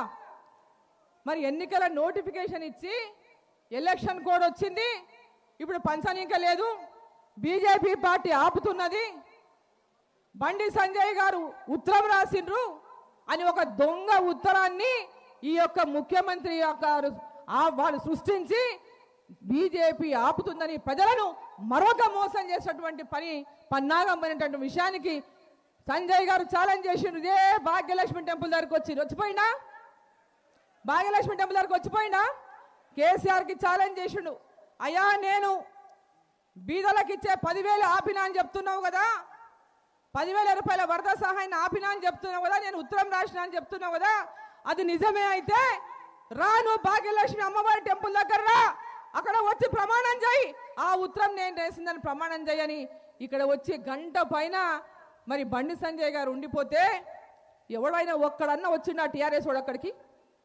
ఏ ఒక్కడన్నా వచ్చి ఆ ఛాలెంజ్ స్వీకరించిండా? అంటే అబద్ధాలు ఎంత చక్కగా ఆడతారు, ఓట్ల కోసం ఏ విధంగా ప్రజల్ని మోసం చేస్తారు. ఆ మోసం చేసినటువంటి తీరు ఎందుకంటే ఖజానా ఎట్లనైనా ఈ 10,000 రూపాయలు ఎలక్షన్ల వరకు ఆపుకుంటే ఎలక్షన్లు అయినాక ఇవ్వకపోయినా నడుస్తుంది, వాళ్ళకి పైసలు ఇవ్వకపోయినా నడుస్తుంది, మళ్ళీ ఒకసారి మోసం చేసి గెలుద్దామంటటువంటి ఒక దురాశతోనే ఈ విధమైనటువంటి అబద్ధాలు చెప్పినటువంటి విషయాన్ని ప్రజలందరూ గ్రహించాలని చెప్పి సందర్భం నేను తెలియజేస్తా ఉన్నా. నిజంగా వాళ్ళకి ఇవ్వాలనే మంచి బుద్ధే ఉంటే ప్రజలందరికీ కూడా ఎవరెవరైతే బాధితులు ఉన్నారో వాళ్ళకి అందరికీ ఆ 10,000 రూపాయలు కంప్లీట్గా పంపిణీ చేసినాకనే ఆయన ఎన్నికలకు పోవాల్సి ఉండే. అక్కడ ఎక్కడెక్కడైతే వరదలకు హైదరాబాద్ రోడ్లు డ్రైన్లు పొంగిపొర్లి ఎక్కడిదక్కడ అధ్వానమైనటువంటి పరిస్థితిలో ఉంటే వాటిని 3 నెలలు ముందుకేస్తే ఇవన్నీ ఏమి చేయలేను, ప్రజల్లో దుబ్బాక ఎన్నికలు వచ్చిన తర్వాత ప్రజల్లో పెద్ద ఎత్తున హైదరాబాద్లో కూడా ప్రజలు మార్పు కోరుకుంటున్నారు, దుబ్బాక ప్రజలు తెలంగాణ మొత్తంలో కూడా ఈ ప్రభుత్వాన్ని మార్చాలని ఏదైతే ఆలోచన చేసి ప్రజలకు అందరికీ దుబ్బాక ప్రజలు బీజేపీని గెలిపించి స్ఫూర్తిగా నిలిచిండ్రో అదే స్ఫూర్తిని జిహెచ్ఎంసీ నగర ప్రజలు కూడా ప్రతి డివిజన్ లో భారతీయ జనతా పార్టీకి కమలం పువ్వు గుర్తుకు ఓటేసి తప్పకుండా జిహెచ్ఎంసీ పైన భారతీయ జనతా పార్టీ జెండా ఎగరబోతున్న విషయాన్ని సందర్భంగా మీకు తెలియజేస్తా ఉన్నాను. ఎక్కడ పోయినా, ఏ డివిజన్కి పోయినా, ఏ ప్రాంతానికి పోయినా ప్రతి ఒక్కరు కూడా బీజేపీ అంటున్నారు. నరేంద్ర మోడీ అంటున్నారు. కేంద్రంలో నరేంద్ర మోడీ గారి ప్రభుత్వంలో ఈరోజు ఏవైతే ఈ దేశంలో ఒక భద్రత, రక్షణ, ఒక నమ్మకం, విశ్వాసం, సబ్కే సాత్ సబ్కా విశ్వాస్ సబ్కా बोलो जोर से, सबका साथ सबका विश्वास सबका विकास, सबका साथ सबका विकास सबके साथ ఇదే నినాదంతో ప్రతి ఒక్కరు కూడా మనం రాష్ట్రం అంతా కూడా మనకు కూడా అభివృద్ధి అదే విధంగా తెలంగాణలో కూడా చెందాలని, తెలంగాణ కూడా మోడీ గారి నాయకత్వంలో తెలంగాణలో కూడా బీజేపీ ప్రభుత్వం రావాలని దుబ్బాక ప్రజలు ఇచ్చినటువంటి స్ఫూర్తిని ఈరోజు రాష్ట్ర ప్రజలేగా ఈరోజు హైదరాబాద్ నగరంలో అన్ని జిల్లాల ప్రజలు నివాసం ఉంటారు. అన్ని జిల్లాల నుంచి కూడా ఈ హైదరాబాద్ నగరంలో, హైదరాబాద్ చుట్టుపక్కల కానీ, హైదరాబాద్ నగరంలో కానీ పెద్ద ఎత్తున ఈరోజు నివాసం ఉంటున్న ప్రతి ఒక్కరు కూడా మీ ప్రాంతాల్లో ఈ యొక్క టిఆర్ఎస్ ప్రభుత్వం ఇచ్చినటువంటి హామీలు ఎక్కడైనా ఏమైనా ఊర్లలో రోడ్లు కానీ, ఊర్లలో ఈరోజు ప్రాజెక్టుల పేరు చెప్తున్నాడు. ప్రాజెక్టుల పేరు చెప్పి తెలంగాణను దోచుకుంటున్నాడు తప్ప ఏ జిల్లాలో ఎలాంటి అభివృద్ధి లేదు కూడా మీకు ఈ సందర్భంగా నేను తెలియజేస్తా ఉన్నా. ప్రాజెక్టుల పేరు చెప్తున్నాడు, ఆ జిల్లాలో పోయి ఈ జిల్లా ముచ్చడు చెప్తాడు, ఈ జిల్లాలో పోయి ఆ ముచ్చడు చెప్తాడు. అట్లనే ఇక్కడ హైదరాబాద్ నగర ప్రజలను కూడా ఈ మొత్తం తెలంగాణ నేను అభివృద్ధి చేసిన, నాకు ఓటేస్తేనే అభివృద్ధి చెందుతుంది, బీజేపీకి ఓటేస్తే లాభం లేదు, నన్ను గెలిపిస్తేనే హైదరాబాద్ నగరం బాగవుతుందని చెప్తున్నాడు. మరి ప్రజలు ఓటే లేదా? 3 సార్లు వేసిండు మీరు ఓటు. మొట్టమొదటిసారి ఎమ్మెల్యేగా ముఖ్యమంత్రి గారికి ఓటేసిండ్రు, జిహెచ్ఎంసీ ఎన్నికల్లో ఓటేసిండ్రు. మళ్ళీ మొన్న 2 సంవత్సరాల కిందట నాకు 5 ఏళ్ళు సరిపోలేదు, మళ్ళీ ఒక 5 సంవత్సరాలు ఇవ్వండి, నేను ఇచ్చిన హామీలన్నీ నిలబెట్టుకుంటా అంటే మళ్ళీ కూడా గెలిపించిండ్రు తెలంగాణ ప్రజలు. మరి ఇప్పటికీ గెలిచి 2 ఏళ్ళు అయింది. మరి ఇప్పటిదాకా ప్రజలకు ఇచ్చినటువంటి హామీని ఎందుకు నెరవేర్చలేకపోయిందని చెప్పి సందర్భంగా ప్రశ్నిస్తా ఉన్నా. మళ్ళీ నాకు ఓట్లు వేయండి, 2016లో ఏం మేనిఫెస్టో పెట్టిండో 2020లో సేమ్ మేనిఫెస్టో, మళ్ళీ దాంట్లో ఎలాంటి అక్షరం ముక్క మార్చకుండా. మరి 2016లో చెప్పిన 2 బెడ్రూమ్ల ఇండ్లు ఎక్కడైనా కట్టిందా? మీ డివిజన్లలో ఒక్కసారి చెప్పండి. ఇండ్లు కట్టిందా 2 బెడ్రూమ్ల ఇండ్లు? నరేంద్ర మోడీ గారు ఇచ్చినటువంటి ప్రధానమంత్రి ఆవాస్ యోజన ఇండ్లు కూడా ఏ ఒక్కటి ఈ రాష్ట్రంలో నిర్మాణం చేయలే. ఏ ఒక్కటి బీద వాళ్ళ కోసం దేశవ్యాప్తంగా నరేంద్ర మోడీ గారు 2022 లోపల ఇల్లు లేనటువంటి ప్రతి కుటుంబానికి ఇల్లు ఇవ్వాలని చేసినటువంటి ప్రధానమంత్రి ఆవాస్ యోజన పథకంలో ఇల్లు నిర్మాణం చేస్తూ ఉంటే, ఇల్లు కట్టని రాష్ట్రం ఏదైనా ఉందంటే తెలంగాణ రాష్ట్రమే ఒక్క ఇల్లు కూడా కట్టలేదని చెప్పి సందర్భం నేను తెలియజేస్తా ఉన్నా. అదే పక్కన ఉన్నటువంటి మన ఇంకొక తెలుగు రాష్ట్రం ఆంధ్రప్రదేశ్ రాష్ట్రంలో 30 లక్షల ఇల్లు నిర్మాణం చేసిండ్రు. మరి ఇక్కడ కేసీఆర్ ఎందుకు కట్టలేదు ఇండ్లు? కేసీఆర్ ఎందుకు ఒక్క ఇల్లు కూడా కట్టలేదు? ఇక్కడ 2 బెడ్రూమ్లు అని అందరికి ఒక మోడల్ హౌస్ లాగా ఆడొకటి ఇడొకటి కట్టి వాటిని ఆ ఇళ్ళని చూపించుకుంటా అందరికి ఆశ పెట్టుకుంటా మాకు ఓటేస్తే ఇల్లు వస్తుంది, మాకు ఓటేస్తే పింఛన్ వస్తుంది, మాకు ఓటేస్తేనే మీకు అది వస్తుంది, మాకు ఓటేస్తేనే మీ ప్రాంతాన్ని అభివృద్ధి జరుగుతుంది ఆయన చెప్తున్నాడు. ఎమ్మెల్యేలు మా వాళ్ళే, ఎంపీలు మా వాళ్ళే, మున్సిపల్ కార్పొరేషన్ కూడా మావే, 1, 2 తప్ప, జడ్పీ చైర్మన్లు మా వాళ్ళే, అన్ని మీ వాళ్ళు ఉంటే జిహెచ్ఎంసీ ఒక్కటి మాకొద్దా? అన్ని ఆయనకే ఉంటే జిహెచ్ఎంసీ ఒకటి మనకొద్దా? జిహెచ్ఎంసీ ఒకటి మాకొద్దా? జిహెచ్ఎంసీ ఒక్కటి బీజేపీకే గెలిపియాలని జిహెచ్ఎంసీలో ఉన్న నగర ప్రజలంతా కూడా నిర్ణయం చేసుకున్నారు. కేసీఆర్ ఈరోజు ఆ ఓటమి భయంతోనే ఈరోజు నగర ప్రజలను ఇంతకుముందు ఏ విధంగా కావాలంటే నాకు ఓటేయండి, అది కావాలంటే నాకు ఓటేయండి, మేము వస్తేనే ఓటు మీకు అభివృద్ధి. ఈరోజు మెత్తగా ఎల్బీ స్టేడియం జరిగినటువంటి మీటింగ్లో అడుక్కునేటటువంటి పరిస్థితిలో మాట్లాడుతున్నాడు. ఆ మీటింగ్లో ఏం పసలేదు. వీడికంట కేంద్రం నుంచి బీజేపీ నాయకులు వస్తున్నారంట, రావద్దంట. ఇదేం నీ తాత జాగిరా, నీ జాగిరా, మీ తాత ముత్తాత జాగిరా? ఇదేమైనా మొత్తం నీ జాగిరి తెలంగాణలో ఎవరు కాలు పెట్టొద్దంట. ఓల్డ్ సిటీలో ఎవరు కాలు పెడతారో చూస్తామంటే రాజాసింగ్ భాయ్ జవాబు చెప్పిండా కదా? ఓల్డ్ సిటీలో ఎవరు వస్తారో రాని అంటే రాజాసింగ్ భాయ్ చెప్పిండు జవాబు. దానికి ఎవరు వస్తున్నారు ఓల్డ్ సిటీకి? ఈరోజు ఎవరు వస్తున్నారు? ఎవరు కాలు పెడతారో చూస్తామన్నారు. ఈరోజు కరెక్ట్గా వాళ్ళకి జవాబు చెప్పేటటువంటి నాయకుడు, వాళ్ళ నోరు ఇప్పకుండా చేసినటువంటి నాయకుడు. ఈరోజు హిందువులకు ముస్లింలకు కొట్లాట పెడుతున్నామంట. కొట్లాట ఎవరయ్యా పెడుతున్నది? ఎంఐఎం పెడుతుంది, కేసీఆర్ పెడుతున్నాడు. హిందువులకు ముస్లింలకు కొట్లాట పెడుతున్నది కేసీఆర్, ఎంఐఎం. బీద ముస్లింల పేరు చెప్పి వాళ్ళని మోసం చేసి వాళ్ళ ఓట్ల కోసం ఎన్నిసార్లు మోసం చేసిందే చేసి ఎన్ని హామీలు ఇచ్చిండు కేసీఆర్? ముస్లిం సోదరులకు ఎన్ని హామీలు ఇచ్చిండు? అబద్ధపు హామీలు, మోసం హామీలు. ఈరోజు ఏ ఒక్కరికైనా ఈ ప్రాంతంలో ఉన్నటువంటి ముస్లింలకు, బీద ముస్లింలకు ఈ యొక్క పాత నగరంలో ఏం అభివృద్ధి జరిగిందో ఒక్కసారి చెప్పండి. ఏ కుటుంబాలు, బీద కుటుంబాలు బాగుపడ్డాయో ఒకసారి జవాబు చెప్పండి.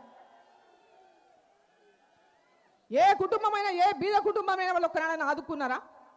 వాళ్ళ హాస్పిటల్లో ఏ బీద వాళ్ళైనా పోతే ఉచితంగా వైద్యం చేస్తున్నారా? వాళ్ళ కాలేజీల్లో, విద్యా సంస్థల్లో ఏ బీద విద్యార్థులకైనా ఉచితంగా విద్యను అందిస్తున్నారా? ఒక మెరిట్ వచ్చినటువంటి పిల్లగాడు, ఈరోజు ఫీజు కట్టలేనటువంటి పిల్లగాళ్ళు ఎంతో మంది బీద ముస్లింలు ఉన్నారు. మరి ఎంతమందికి వీళ్ళు సీట్ ఇచ్చింది ఉచితంగా చెప్పగలుగుతారా? ఎంతమందికి బీద వాళ్ళకు వైద్యానికి లక్షల రూపాయలు ఖర్చు అయితే కట్టలేక అప్పులో పడినటువంటి ముస్లింలు ఎంతో మంది ఉన్నారు. మరి వాళ్ళకి ఈరోజు ఉచితంగా వీళ్ళు వైద్యాన్ని అందిస్తున్నారా? ఈరోజు ప్రతి ఒక్క బీద ముస్లిం పేరు చెప్పుకొని ఎంఐఎం సోదరులు కేసీఆర్కి ఆ భుజానికోరు ఈ భుజానికోరు ఎక్కి ముస్లింలని మేమే ముస్లింలకు నాయకులం, ఇక మేము తప్ప ఇంకెవ్వరు ఈ దేశంలో పనిచేయరు, మేమైతేనే పనిచేస్తామని ఆ అమాయక ముస్లింల యొక్క పేరు చెప్పి మీరు ఈరోజు కేసీఆర్ కుటుంబం ఒకటి, ఈ రాష్ట్రంలో తెలంగాణ బంగారు కుటుంబం, తెలంగాణ చేస్తాం, బంగారు తెలంగాణ చేస్తామని ప్రజలను మోసం చేసి అధికారంలోకి వచ్చినటువంటి కేసీఆర్ ఈరోజు బంగారు కుటుంబం, బంగారు తెలంగాణ అయిందా, బంగారు కుటుంబం అయిందా? ఒక్కసారి మనం ఆలోచన చేయాలి. ఈ తెలంగాణ ఏ కుటుంబంలోనైనా ఈరోజు బాగుపడ్డరు అంటే అది కేవలం ఒకే ఒక కుటుంబం, కేసీఆర్ కుటుంబం అని చెప్పి సందర్భం నేను తెలియజేస్తా ఉన్నా. ముస్లింల పేరు చెప్పుకొని ఈ రాష్ట్రంలో ఎవరైనా బాగుపడ్డారంటే కేవలం ఎంఐఎం పార్టీ, ఎంఐఎం సోదరులు, ఆ కుటుంబము ఈ కుటుంబము తప్ప ఇంకెవరు కూడా ఈ తెలంగాణ రాష్ట్రంలో బాగుపడ్డది లేదని చెప్పి సందర్భం నేను తెలియజేస్తా ఉన్నా. ఇంతకుముందు మాట్లాడుతూ రాజాసింహయ్య చాలా పాత బస్తీ వివరాలు చెప్పింది మీకు అందరికీ. మరి పాత బస్తీ ఎప్పుడు ఇట్లనే ఉండాలనా? మరి పాత బస్తీ ఎప్పుడు అభివృద్ధికి నోచుకోవద్దా? పాత బస్తీలో మేము తిరిగినాం, వరదలు వచ్చినప్పుడు ఇళ్లలోకి పోయినాం. వాళ్ళ ఇళ్లకు దాదాపు 6 ఫీట్లు 7 ఫీట్లు ఇళ్లకు నీళ్ళు వచ్చినాయి. ఆ నీళ్ళు ఎత్తిపోసుకొని వాళ్ళకి రోజులు పట్టింది. ఆ ఇండ్ల ముందర నాలాలు ఉన్నాయి, ఇండ్ల ముందర డ్రైన్లు ఉన్నాయి. ఆడ కనీసం బయట నిలబడతామంటే కూడా నిలబడినటువంటి పరిస్థితి, ఆ వాసన పరిస్థితి, బయట నిలబడలేనటువంటి పరిస్థితి.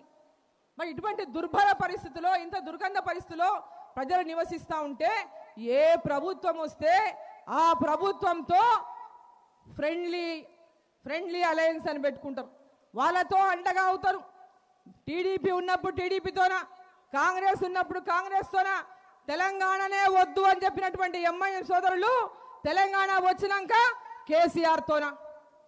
మరి ఏ ప్రభుత్వం వస్తే ఆ ప్రభుత్వంతోనా మరి వాళ్ళైతే అభివృద్ధి చెందుతున్నారు. మరి ఆ యొక్క పాత నగరంలో వాళ్ళనే గెలిపిస్తున్నారు. మరి ఈ ప్రాంతాలు ఎందుకు అభివృద్ధి చెందలేని చెప్పి ఒక్కసారి మనం అందరం కూడా ఆలోచన చేయాల్సినటువంటి అవసరం ఉంది. ఎందుకు మరి పాత నగరంలో అభివృద్ధి సాధ్యమైతే ఎందుకు చేస్తలేరు అభివృద్ధిని అంటే, అభివృద్ధిని చేస్తే చైతన్యవంతులైతారు, అభివృద్ధి చేస్తే వాళ్ళని ఆర్థికంగా బలపరిస్తే వాళ్ళు మన కంట్రోల్లో ఉండరు. వాళ్ళని బీద వాళ్ళంతా అట్లే కంట్రోల్ అంటే బీదరికం ఉంటేనే వాళ్ళ కంట్రోల్లో ఉంటారని ఈరోజు బీదరికంలోనే ఉండండి. మీరు ఆర్థికంగా ఎదగొద్దు, ఎట్టి పరిస్థితుల్లో విద్యావంతులు కావద్దు, చైతన్యవంతులు కావద్దు. ఇక్కడ ఎలాంటిది ఉన్నా మా చేతి కింద, మా మో చేతి కిందనే మీరు అందరూ ఉన్నటువంటి ఒక నైజాన్ని ఈరోజు పాత నగరంలో కొనసాగిస్తూ ఉంటే ఇంకా ఎంతకాలం అని చెప్పి సందర్భంగా నేను ప్రశ్నిస్తా ఉన్నా.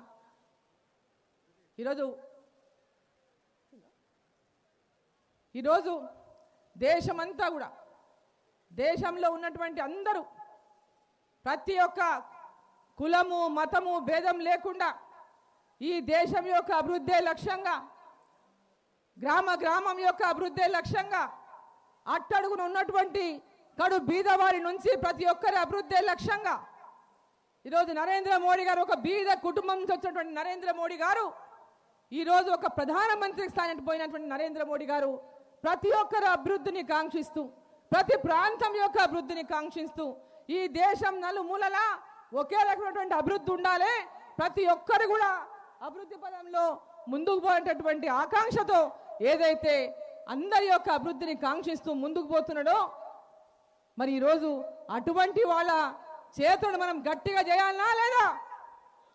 మనం గట్టిగా చేయాలంటే జిహెచ్ఎంసీ ఎన్నికల బీజేపీని గెలిపించాలనా లేదా? గట్టిగా చెప్పాల. మరి గెలిపించాలి అన్నప్పుడు ఈడ ఉన్న ప్రతి ఒక్క అక్క చెల్లి అన్న తమ్ముడు 1వ తారీఖే ఎన్నికలు ఉన్నాయి. ఈ ప్రాంతంలో ఓటింగ్కి రావడానికి కూడా భయపడిస్తారు. బయట తిరిగితే భయపడిస్తారు.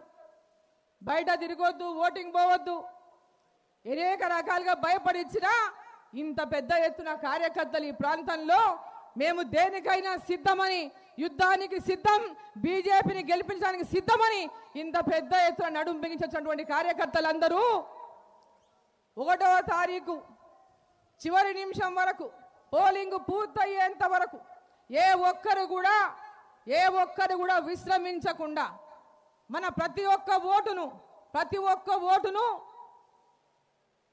పోలింగ్ అంటే బూత్ అంటే డబ్బాలో వేసుకునేంత వరకు, ఓటు డబ్బాలో వేసుకునేంత వరకు కూడా విశ్రమించకుండా, ఏ ఒక్క ఓటును కూడా వేస్ట్ పోనీయకుండా, ఏ ఒక్క ఓటు వేయకుండా మిగిలిపోకుండా ప్రతి ఒక్కరు కూడా శ్రమించి మన బీజేపీ అభ్యర్థులను అందరినీ కూడా ప్రతి ఒక్కరిని కూడా భారీ మెజార్టీతో గెలిపించాల్సినటువంటి అవసరం ఉందని చెప్పి సందర్భం తెలియజేస్తా ఉన్నాను. పాత బస్తీలో రికార్డు సృష్టించాల్సినటువంటి అవసరం ఉంది. పాత బస్తీలో రికార్డు సృష్టించాల్సినటువంటి అవసరం ఉంది. రికార్డు సృష్టించడానికి సిద్ధంగా ఉన్నామా లేదా? రికార్డు సృష్టించడానికి సిద్ధంగా ఉన్నామా లేదా? మరి ఖచ్చితంగా ఇంకా కొద్దిసేపట్లో ఇక వచ్చేస్తున్న దగ్గరికి, కొద్దిసేపట్లో కొన్ని నిమిషాల్లో సభా ప్రాంగణానికి మరి చేరుకోబోతున్నారు ఉత్తరప్రదేశ్ ముఖ్యమంత్రి శ్రీ యోగి ఆదిత్యనాథ్ గారు, మన రాష్ట్ర అధ్యక్షులు బండి సంజయ్ గారు, మరి వారితో పాటు కొంతమంది ముఖ్యులు కూడా సభా ప్రాంగణానికి కొన్ని నిమిషాల్లోనే చేరుకోబోతున్నారు. మరి ఇక్కడ ఉన్నటువంటి అక్కలు చెల్లెళ్ళు అందరూ కూడా ప్రతి ఒక్కరూ 1వ తేదీన జరిగినటువంటి ఎన్నికల్లో రేపటితో ప్రచార కార్యక్రమం ముగుస్తుంది. రేపు అమిత్ షా గారు వస్తున్నారు. అమిత్ షా గారు ఇక్కడికి 10 గంటలకంతా మీరు భాగ్యలక్ష్మి టెంపుల్ దగ్గరికి అమిత్ షా గారు వచ్చి దర్శనం చేసుకోబోతున్నారు. మరి మీరందరూ అంతకంటే ఒక అరగంట ముందే అందరూ భాగ్యలక్ష్మి టెంపుల్ దగ్గర చేరుకొని పెద్ద ఎత్తున వారికి స్వాగతం పలకాల్సిందిగా, భాగ్యలక్ష్మి అమ్మవారి యొక్క ఆశీర్వాదాన్ని మనం అందరము పొందవలసిందిగా కోరుకుంటూ, కమలం పువ్వు గుర్తుకే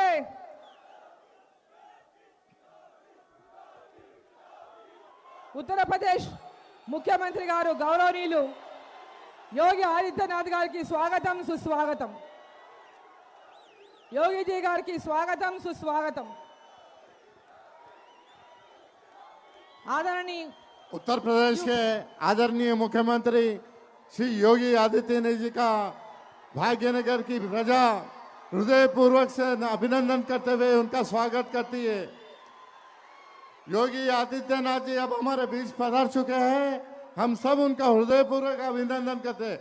बोलो जय श्री राम, बोलो जय श्री राम, भारत माता की, बोलो भारत माता की, भारतीय जनता पार्टी, भारतीय जनता पार्टी। अब हमारे बीच उत्तर प्रदेश के मुख्यमंत्री श्री योगी आदित्यनाथ जी आप पधार चुके हैं। मैं आप सभी लोगों से अनुरोध करता हूं कि वो अपने अपने स्थान पर शांत पूर्वक बैठे, वो हमें संदेश देने के लिए और ओवैसी ब्रदर्स को चैलेंज करने के लिए हमारे बीच आ चुके हैं, हमारा हिम्मत बढ़ाने के लिए हमारे लिए आ चुके हैं। तेलंगाना प्रांत भारतीय जनता पार्टी की इकाई के अध्यक्ष श्री बंडी संजय जी भी हमारे बीच आ चुके हैं। मैं श्री बंडी संजय जी से अनुरोध करता हूं कि वह सभा को संबोधित करे।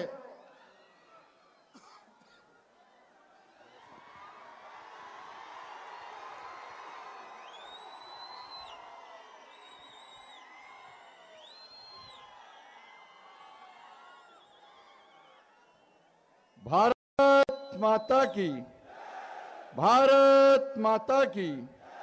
जय श्री राम, जय श्री राम। वंदे वंदे राम लक्ष्मण जानकी, राम लक्ष्मण जानकी। అంత జోష్ ఉంది కదా అందరికి. ఇప్పుడే ర్యాలీ వేసినాం, పొట్టు ర్యాలీ అయింది. హిందూ హృదయ సామ్రాట్ మనందరి ప్రియతమ నాయకులు, దేశం కోసం, ధర్మం కోసం, హిందూ సమాజం కోసం నిరంతరం కృషి చేస్తూ ఈరోజు మనందరికీ మార్గదర్శనం చేయడానికి వచ్చినటువంటి పెద్దలు, గౌరవనీయులు ఉత్తరప్రదేశ్ ముఖ్యమంత్రి శ్రీ శ్రీ శ్రీ యోగి ఆదిత్యనాథ్ గారికి భారతీయ జనతా పార్టీ రాష్ట్ర శాఖ తరఫున హృదయపూర్వక స్వాగతం పలుకుతా ఉన్నాం. అదేవిధంగా భారతీయ జనతా పార్టీ జాతీయ ఉపాధ్యక్షురాలు గౌరవనీయులు, ఈ బహిరంగ సభ ఇన్ఛార్జ్ మా అక్క శ్రీమతి డికే అరుణ గారు, భారతీయ జనతా పార్టీ శాసనసభ్యులు, అన్న మాట్లాడండి. ఇప్పటి వరకు మీ అందరినీ ఉర్రూతులకిచ్చినటువంటి శాసనసభ్యులు పెద్దలు సోదరుడు రాజా సింగ్ గారు, వేదికపైనటువంటి ఇతర పెద్దలందరూ కూడా హృదయపూర్వక నమస్కారాలు. ర్యాలీ జోర్దార్ జరిగింది అక్కడ. ఈయనకి వచ్చాక ఈడొస్తే ఇంకా జోష్ స్టార్ట్ అయింది. ఇప్పుడే కోతల నాయుడు ముఖ్యమంత్రి కోతలు కోసిండట కొన్ని. పాపం ముఖ్యమంత్రి భాషను చూసినాక ఆయన లోపల భయం చూపట్టారు అందరు. ఆ వచ్చిన కార్యకర్తలు అంటున్నాడ, ఈ పార్టీ దానికి ఈ బహిరంగ సంబంధి కన్నా ఫోన్ టెస్ట్ మీద ఇస్తే సరిపోతుండే అన్నారట అందరు. అట్టరి ఫ్లాప్ అయిపోయింది. ముఖ్యమంత్రి ముఖం చూసిన తర్వాత ముఖ్యమంత్రి ముఖంలో కూడా భయం కనబడుతుంది. ఓడిపోతున్న భయం ఆయన లోపల కనబడుతుంది. ఇలా దేనికోసం అంటే థర్డ్ ప్లేస్ టీఆర్ఎస్ పార్టీ, రెండవ స్థానం కోసం రాష్ట్ర ముఖ్యమంత్రి తాపత్రయపడుతున్నాడు. వేల కోట్ల రూపాయలు ఇలా జల్లే ప్రయత్నం చేస్తున్నాడు. కానీ అయినా కూడా ఈ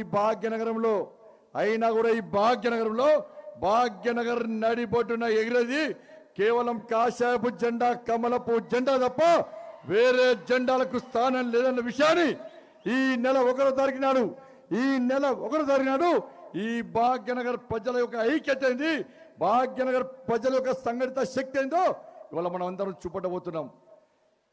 ఇష్టం ఉన్నట్టు ముఖ్యమంత్రి మాట్లాడుతున్నాడు. ఢిల్లీ నుంచట వరద లెక్క నాయకులు వస్తున్నట. నీవు చేతగాక హైదరాబాద్లో వరదలు వచ్చినప్పుడు ఫామ్ హౌస్లో వన్నావు కాబట్టి, తప్పతాగి ఫామ్ హౌస్లో వన్నావు కాబట్టి ఇవాళ ఢిల్లీ నుంచి నాయకులు ఇలా ఈ భాగ్యనగర్కి వచ్చి ఈ రాష్ట్ర ముఖ్యమంత్రి మిమ్మల్ని ఆదుకోలేడు, ఈ రాష్ట్ర ముఖ్యమంత్రి మీకు సేవ చేయలేడు, ఈ రాష్ట్ర ముఖ్యమంత్రి మీకు ఏ విధంగా ఆదుకునే ప్రయత్నం చేయడు. ఢిల్లీలో భారతీయ జనతా పార్టీ ప్రభుత్వం ఉంది, శ్రీ నరేంద్ర మోడీ గారి నేతృత్వంలోని బీజేపీ ప్రభుత్వం ఉంది. మీ భాగ్యనగరానికి ఏ కష్టం వచ్చినా, ఏ ఇబ్బంది వచ్చినా, ఏది వచ్చినా కూడా మేము మీకు అండగా ఉంటామని చెప్పి ఒక భరోసా నింపడానికి మాత్రమే ఇవాళ ఢిల్లీ నుంచి నాయకులు ఈ హైదరాబాద్కి వస్తున్నారు. ఎస్, భారతీయ జనతా పార్టీ గల్లీ నుంచి ఢిల్లీ వరకు అన్ని ప్రాంతాల్లో, అన్ని గ్రామాల్లో విస్తరించిన పార్టీ నా భారతీయ జనతా పార్టీ. నీ పార్టీ ఇలా గల్లీ పార్టీ కాదు, కేవలం గడిల పార్టీ కాబట్టి నీ పార్టీని ప్రజలు దేకకుండా తరిమి కొట్టడానికి ఇలా భాగ్యనగర్ ప్రజలు సిద్ధంగా ఉన్న విషయాన్ని ఈ రాష్ట్ర ముఖ్యమంత్రి గుర్తుంచుకోవాలి. సంక్షేమ పథకాల పేరు చెప్తున్నాడు. నేను ఉదయమే డిమాండ్ చేసిన రాష్ట్ర ముఖ్యమంత్రి, నీకు నిజంగా గత ఎన్నికల ముందు భాగ్యనగర్లో జిహెచ్ఎంసీ ఎన్నికల ముందు నువ్వు ఇచ్చిన హామీలు నెరవేర్చిన వాడివైతే నీ మేనిఫెస్టోను ఈ రోజు బహిరంగ సభ సందర్భంగా చదువు. రాష్ట్ర ముఖ్యమంత్రి నువ్వు చెప్పు, ఏం హామీలు ఇచ్చినావు, ఎన్ని హామీలు నెరవేర్చినావు, ఎందుకు నెరవేర్చలో చెప్పంటే ఇవాళ కనీసం మేనిఫెస్టో గురించి మాట్లాడకుండా ప్లీజ్ ఓట్లేయండి,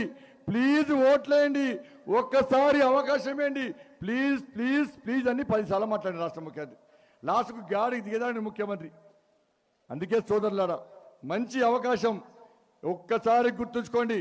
ప్రమాదకర పరిస్థితులు ఉన్నాయని చెప్పి వాళ్ళ మత విద్వేషాలు రగులుతాయని చెప్పి రాష్ట్ర ముఖ్యమంత్రి ప్రజలందరూ కూడా ఓటింగ్లో పాల్గొనేకుండా ఇవాళ బెదిరించే ప్రయత్నం చేస్తున్నాడు.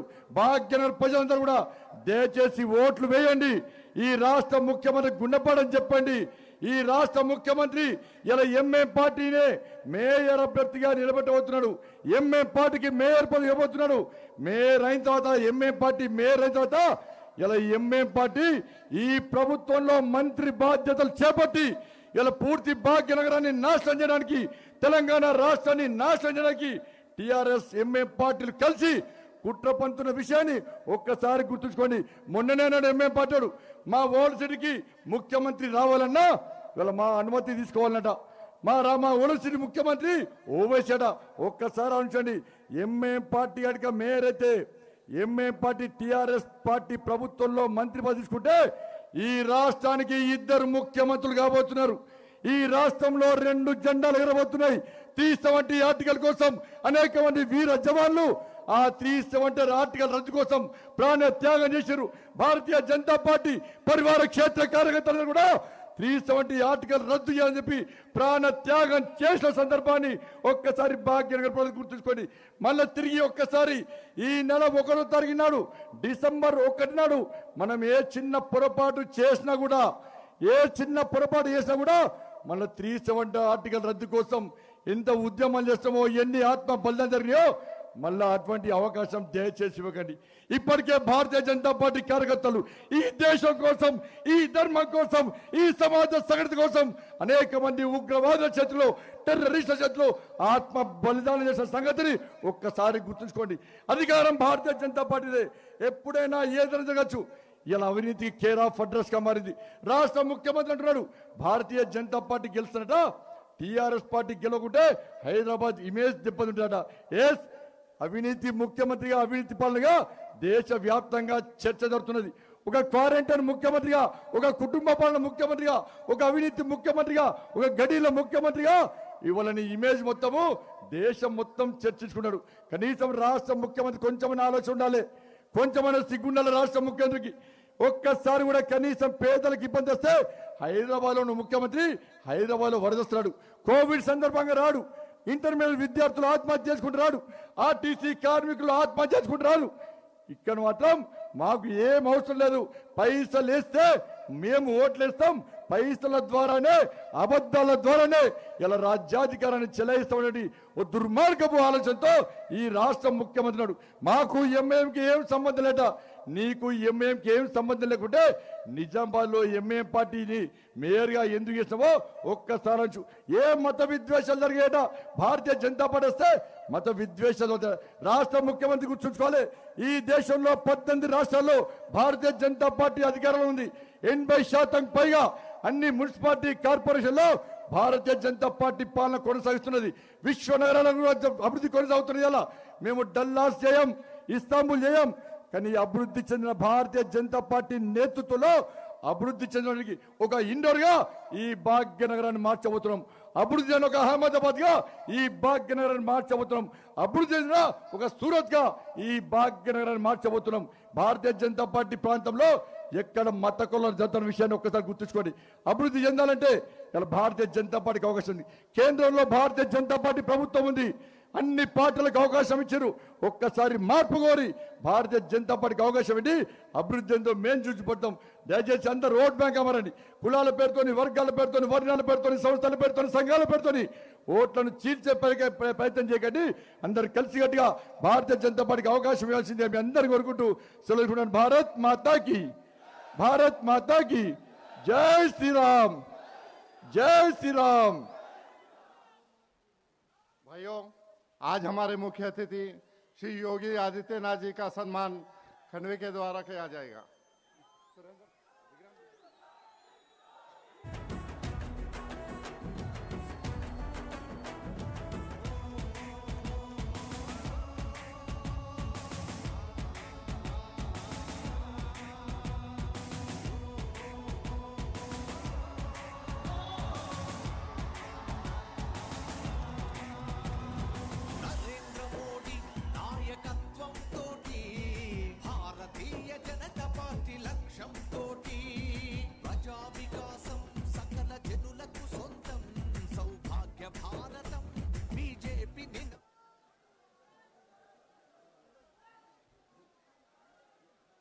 స్వచ్ఛ భారతం సనాతన ధర్మం విశ్వగురువు అవతరించు కలలుగనే గమ్యం. भाइयों, आप सभी लोग प्रतीक्षा करें. अब हमारे प्रिय नेता, हिंदू हृदय सम्राट, मर्यादा पुरुषोत्तम श्री योगी आदित्यनाथ जी अब हमारी सभा को संबोधित करेंगे.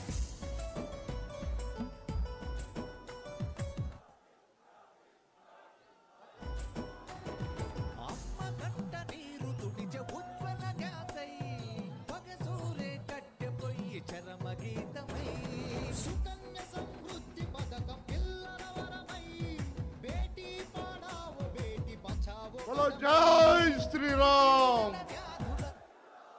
राम लक्ष्मण जानकी, राम लक्ष्मण जानकी. बोलो भारत माता की.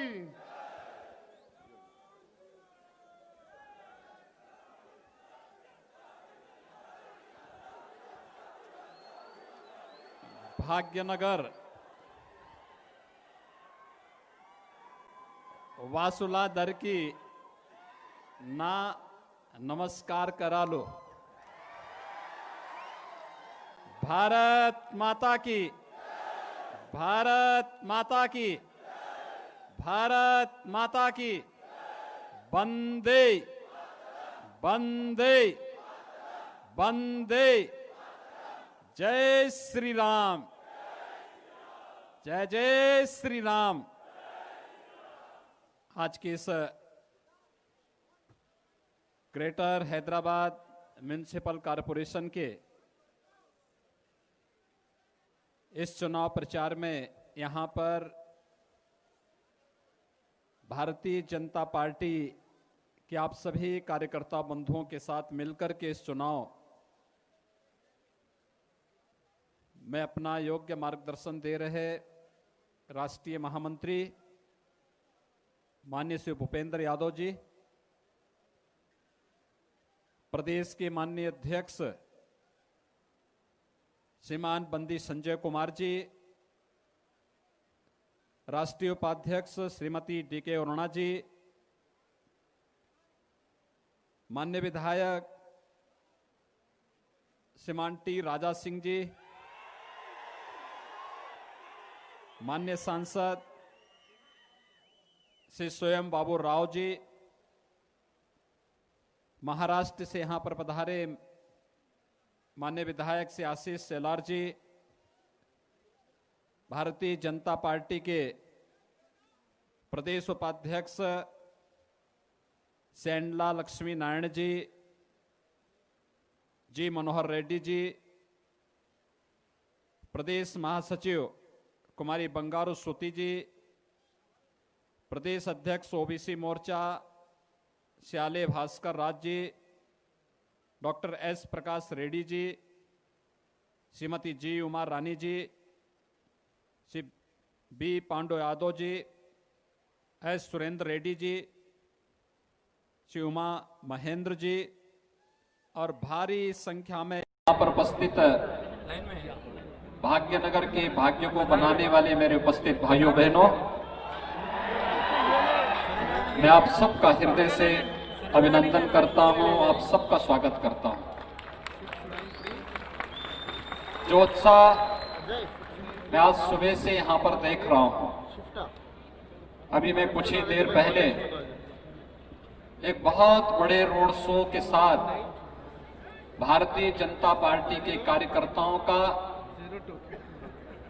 इस महानगर पालिका के इस चुनाव प्रचार के दौरान जनता जनार्दन के द्वारा जो अपार उत्साह भारतीय जनता पार्टी के प्रति देखने को मिला है, मित्रों मैं विश्वास के साथ कह सकता हूं कि पिछले 6 वर्षों के दौरान यहां की जनभावनाओं की जो उपेक्षा यहां की सरकार ने की है, यहां के विकास को बाधित किया है, यहां भ्रष्टाचार को बढ़ावा दिया है, अराजकता को बढ़ावा दिया है, फैमिली एंड फ्रेंड की सरकार जो अराजकता का कारण बनी है, अभी अधिक दिनों तक यह हैदराबाद महानगर पालिका का यह चुनाव इसका जवाब देने जा रहा है। और भारतीय जनता पार्टी शुचिता, पारदर्शिता और विकास की बुनियादी सुविधाओं के साथ आज इस चुनाव में आपके सामने आई है। सचमुच यह निजाम शाही की अंतिम विदाई की तैयारी यहां से प्रारंभ होती है और इसके लिए मैं आप सबका अभिनंदन करता हूं। भाइयों बहनों, आपने पिछले 6 वर्षों के दौरान प्रधानमंत्री मोदी जी के नेतृत्व में भारत की सरकार की कार्य पद्धति को देखा है। पिछले 9 महीनों से पूरा देश कोरोना से जूझ रहा है और पूरी दुनिया के अंदर प्रधानमंत्री मोदी जी के नेतृत्व में कोरोना मैनेजमेंट के लिए जितना बेहतरीन कार्य हुआ, दुनिया ने उसको सराहा है। WHO ने उसकी सराहना की है। चाहे वह उस दौरान गरीबों को फ्री में राशन देने का कार्य रहा हो, आत्मनिर्भर भारत के अंतर्गत नौजवानों के लिए रोजगार का कार्य रहा हो, जनधन अकाउंटधारी महिलाओं के खातों में पैसा देने का कार्य हो, या प्रधानमंत्री किसान सम्मान निधि का पैसा डीबीटी के माध्यम से देश के 12 करोड़ किसानों के अकाउंट में देने का हो, ईमानदारी के साथ सबका साथ, सबका विकास और सबके विश्वास पर केंद्र की मोदी सरकार खरी उतरी है। भाइयों बहनों, अगर 12 करोड़ किसानों के खाते में डीबीटी के माध्यम से पैसा जा सकता है, तो अभी हैदराबाद में बाढ़ आई थी, बाढ़ का ये पैसा केसीआर की सरकार डीबीटी के माध्यम से यहां के किसानों के खातों में, यहां के नागरिकों के पीड़ितों के खातों में देने में क्यों विफल हुई? कहीं ना कहीं यहां की सरकार की नीयत साफ नहीं थी और इसीलिए उसने वहां पे व्यापक भ्रष्टाचार को फैलाने का कार्य किया। मैं उत्तर प्रदेश से हूं। पिछले 3.5 वर्षों से प्रदेश में मुझे मुख्यमंत्री भारतीय जनता पार्टी ने बनाया, प्रधानमंत्री मोदी जी ने बनाया। भाइयों बहनों, 3.5 वर्ष में हम लोगों ने प्रदेश के अंदर 35 लाख गरीबों को प्रधानमंत्री आवास उपलब्ध करवाए हैं। मैं पूछना चाहता हूं केसीआर से, वे 6 वर्षों से यहां मुख्यमंत्री हैं, उन्होंने कितने गरीबों को यहां पर प्रधानमंत्री आवास योजना का लाभ दिया है? और आखिर यहां के गरीबों को प्रधानमंत्री आवास योजना का लाभ क्यों नहीं मिल पा रहा है?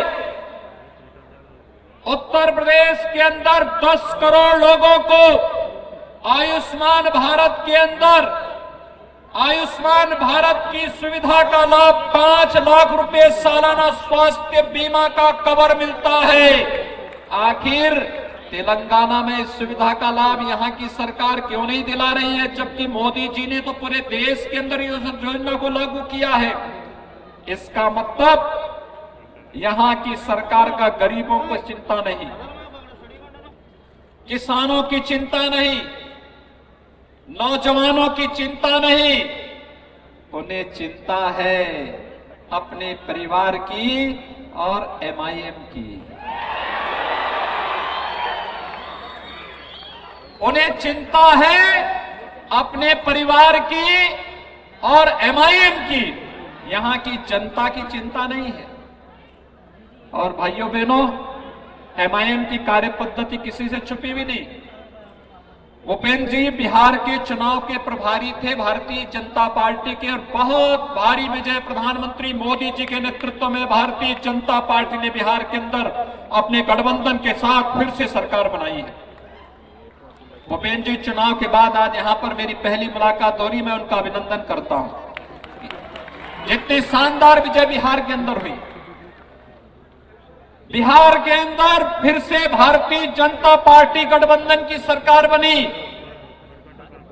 एमआईएम का एक विधायक बना और वो जब शपथ लेने के लिए गया तो उसने कहा मैं हिंदुस्तान के नाम पे शपथ नहीं लूंगा। भाइयों बहनों, हिंदुस्तान में रहोगे, हिंदुस्तान का खाओगे, लेकिन हिंदुस्तान का गाओगे नहीं।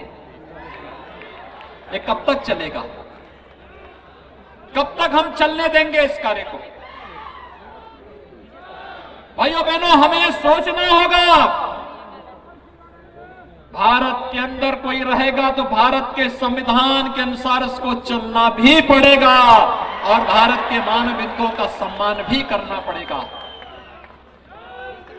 1946 से लेकर 1948 के बीच में आपके पूर्वजों का जो भारत गणराज्य के अंदर हैदराबाद की निजामशाही के खिलाफ आंदोलन था, यह आंदोलन इसी बात को लेकर के था कि हम एक संविधान के अंदर प्रधानमंत्री मोदी जी की उन संकल्पनाओं को पूरा करने के लिए आपके पूर्वजों का संकल्प 1948 में ही देखने को मिला था, जब उन्होंने एक भारत श्रेष्ठ भारत का नारा दिया था।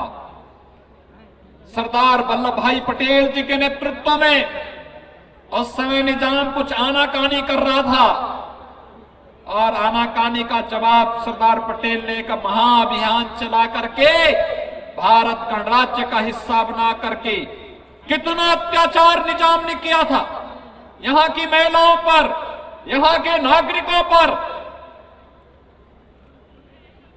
इतने वर्ष बीत गए, 7 दशक बीत गए। पिछले 6 वर्षों से तेलंगाना में टीआरएस की सरकार है, इन्होंने भी वायदा किया था कि यहां पर बलिदान होने वाले उन सभी नागरिकों का एक भव्य स्मारक बनाने का कार्य करेंगे, लेकिन एमआईएम के दबाव में जो निजाम की भाषा बोलने का कार्य कर रहे हैं वे वो स्मारक नहीं बनने देना चाहते हैं। भारतीय जनता पार्टी आपके पास आई है कहने के लिए कि हैदराबाद की निजामशाही को समाप्त करने के लिए उनके रजाकारों के अत्याचार के खिलाफ जो आंदोलन यहां पर हुआ था, उस आंदोलन में शहीद होने वाले भारत माता के उन सभी सपूतों का स्मारक यहां पर पूरे गर्व गौरव के साथ बनना चाहिए। ये कार्य यहां पर किया ही जाना चाहिए और इस संकल्प के साथ हम सबको आगे बढ़ने की तैयारी करनी चाहिए। लेकिन आज यहां पर एमआईएम के दबाव में टीआरएस की सरकार कार्य नहीं करने देना चाहती, वे नहीं होने देना चाहती है। वे हर प्रकार से आपकी भावनाओं को दबाने का कार्य करना चाहते हैं। कार्य कैसे होता है आपने अभी देखा होगा। प्रधानमंत्री मोदी जी ने 2014 में शपथ लेते ही एक मंत्र दिया था देश को। उन्होंने कहा था मैं जाति, मत, मजहब, क्षेत्र, भाषा के आधार पर किसी के लिए कोई घोषणा नहीं करूंगा। उन्होंने कहा था मेरा एक मंत्र होगा, वह होगा सबका साथ, सबका विकास।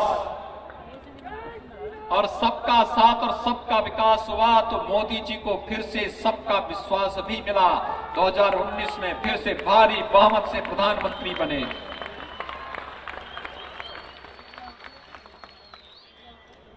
पहले 5 साल गरीबों के कल्याण के लिए, अगले 5 साल राष्ट्र के उत्थान के लिए। आज पाकिस्तान भी टेढ़ी नजरों से भारत को देख नहीं सकता। याद करिए वह भी दिन थे जब मुंबई में आतंकी हमला होता था, भारत सरकार चुप हो जाती थी। और आज पुलवामा में थोड़ा दुस्साहस किया, पाकिस्तान के अंदर घुस करके सर्जिकल स्ट्राइक करने का कार्य भी प्रधानमंत्री मोदी जी ने किया। एक समय था जब कश्मीर में बिना परमिट के नहीं जा सकते थे। आज अगर हैदराबाद का नौजवान भी चाहेगा तो श्रीनगर के अंदर मकान और जमीन खरीद करके रह सकता है। यह अधिकार किसी ने दिलाया है? प्रधानमंत्री मोदी जी ने और गृह मंत्री अमित शाह जी ने आपको दिलाया है। अभिनंदन करना चाहिए इन दोनों महापुरुषों का जिन्होंने एक भारत श्रेष्ठ भारत की इस परिकल्पना को साकार किया है। भाइयों बहनों, यह है एक भारत श्रेष्ठ भारत की परिकल्पना। मोदी जी के लिए पूरा भारत एक है, पूरा भारत उनका परिवार है। और केसीआर के लिए अपना परिवार ही तेलंगाना हो गया है, यही अंतर है। एमआईएम के लिए तो दो भाई के अलावा तीसरा कोई है ही नहीं, और किसी के बारे में सोच ही नहीं सकते, हमेशा उल्टा ही बोलेंगे। भाइयों बहनों, ट्रिपल तलाक की कुप्रथा को मोदी जी ने समाप्त कर दिया हमेशा के लिए। 3 तलाक के नाम पर आधी आबादी पर अब कोई अत्याचार नहीं कर पाएगा, और करेगा तो जेलें उसका इंतजार करेंगे। और मैं सचमुच जब 5 अगस्त को प्रधानमंत्री मोदी जी ने अयोध्या में राम मंदिर के कार्य का शुभारंभ किया, मेरी हार्दिक इच्छा थी कि यहां से भी आप लोगों को भी आमंत्रित कराऊं, लेकिन कोविड-19 के प्रोटोकॉल को ध्यान में रखना था। भाइयों बहनों, कोविड-19 के प्रोटोकॉल को ध्यान में रख करके कार्य भगवान राम के भव्य मंदिर के निर्माण कार्य को आगे बढ़ा दिया गया। 492 वर्ष के इतिहास में जो कार्य कभी नहीं हो पाया, आज मोदी जी के नेतृत्व में अयोध्या में भगवान राम के भव्य मंदिर के निर्माण का कार्य आगे बढ़ चुका है। आने वाले 3-4 वर्षों में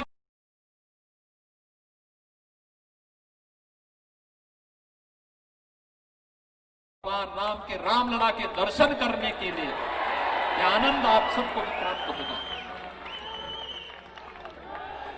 यह है राष्ट्र गौरव, यह है आत्म गौरव का भाव। और राम मंदिर बनने का मतलब राम राज्य की उस अवधारणा को जो सबका साथ, सबके विकास के साथ हम सबको आगे बढ़ने की प्रेरणा देता है।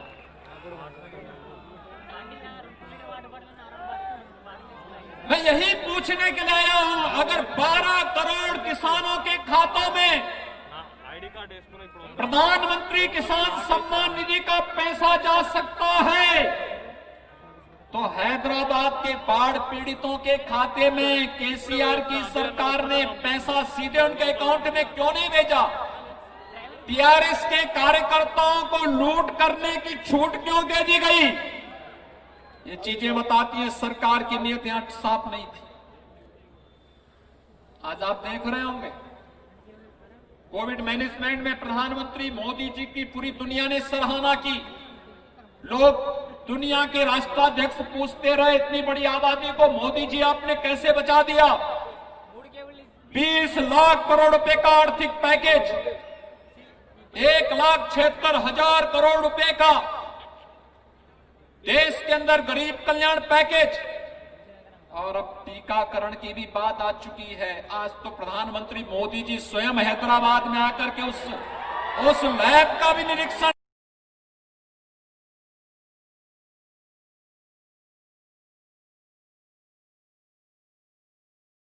अहमदाबाद, हैदराबाद और पुणे की यात्रा करके देश के अंदर अपने देश की 135 करोड़ जनता की जान को बचाने के लिए वैक्सीन की प्रगति की समीक्षा करने के लिए दौरा कर रहे हैं।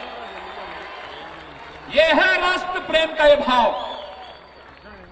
और हैदराबाद में रहने के बावजूद केसीआर कभी भी नहीं गए होंगे उस लैब में, कभी नहीं गए होंगे। गए हैं क्या? गए हैं।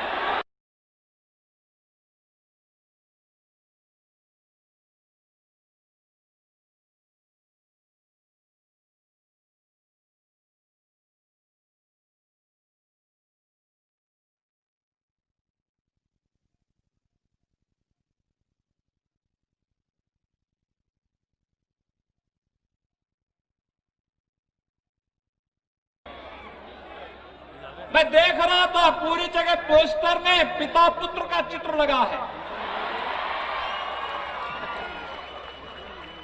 और अराजकता फैलानी हो तो फ्रेंड के रूप में एमआईएम जैसे नमूने जो मिल गए हैं। भाइयों बहनों, तेलंगाना के लिए बहुत बड़ा कार्य इस महानगर पालिका चुनाव के माध्यम से एक संदेश आप सबको देना है। हम लूट की छूट नहीं देंगे, ये मैसेज होना चाहिए। लूट की छूट नहीं मिलनी चाहिए लोकतंत्र में किसी को भी। और जनता जनार्दन है। एमआईएम और टीआरएस की गठबंधन का कोई भी यहां पे महानगर पालिका बनती है तो लूट की खुली छूट उनको होगी। जनता बुनियादी सुविधाओं से वंचित होगी। व्यापक अराजकता का और लूट खसोट का जो दौर उन्होंने पिछले 6 वर्षों के अंदर किया है, यही देखने को मिलेगा। भारतीय जनता पार्टी है आपसे कहने के लिए। उत्तर प्रदेश के अंदर जब भाजपा नहीं थी तब राम की जन्मभूमि के जिले को लोग फैजाबाद से पहचानते थे। हम लोग आए, हमने अयोध्या नाम कर दिया। अगर फैजाबाद अयोध्या हो सकता है, भाइयों बहनों, अगर इलाहाबाद प्रयागराज हो सकता है तो हैदराबाद भी भाग्यनगर फिर से बन सकता है। और उसी भाग्यनगर के भाग्य को बनाने के लिए चुनाव है।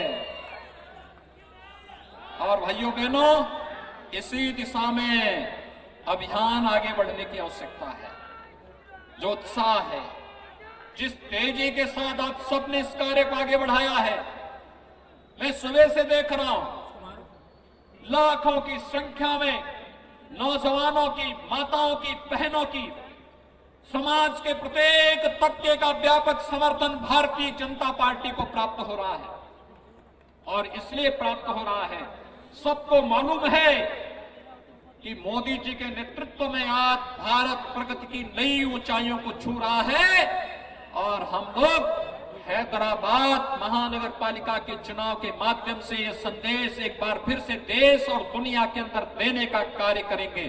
इतना बड़ा कार्यक्रम एक अभियान के साथ, और इसीलिए मैं स्वयं भी आज यहां की कमेटी से, यहां के प्रदेश अध्यक्ष जी से स्वयं अनुरोध करके आया हूं कि अगर वहां पर मैं भी कुछ योगदान कर सकूं तो मैं भी विशेष रूप से आपके बीच यहां पर आया हूं आप सबसे अपील करने के लिए।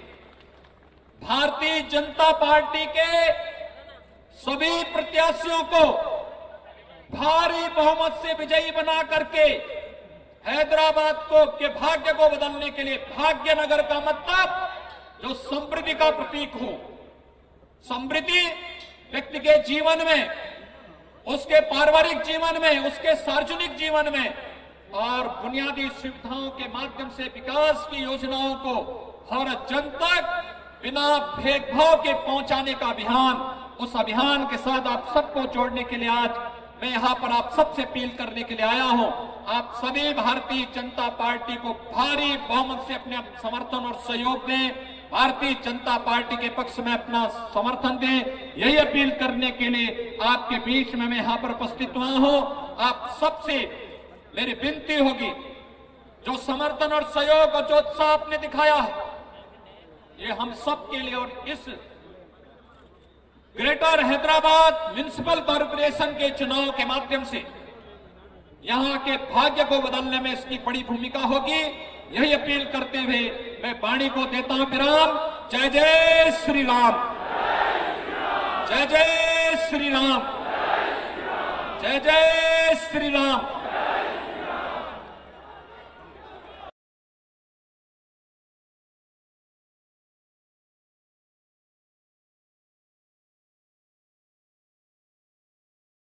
अध्यक्ष श्री सम्मेटी सुरेंद्र रेड्डी जी करेंगे।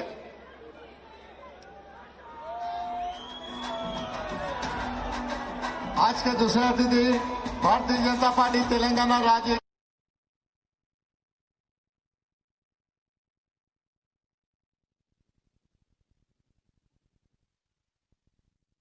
जो श्रीनिवास कार्यकर्ता ने हमारे भारतीय जनता पार्टी कार्यालय के पास आत्मदान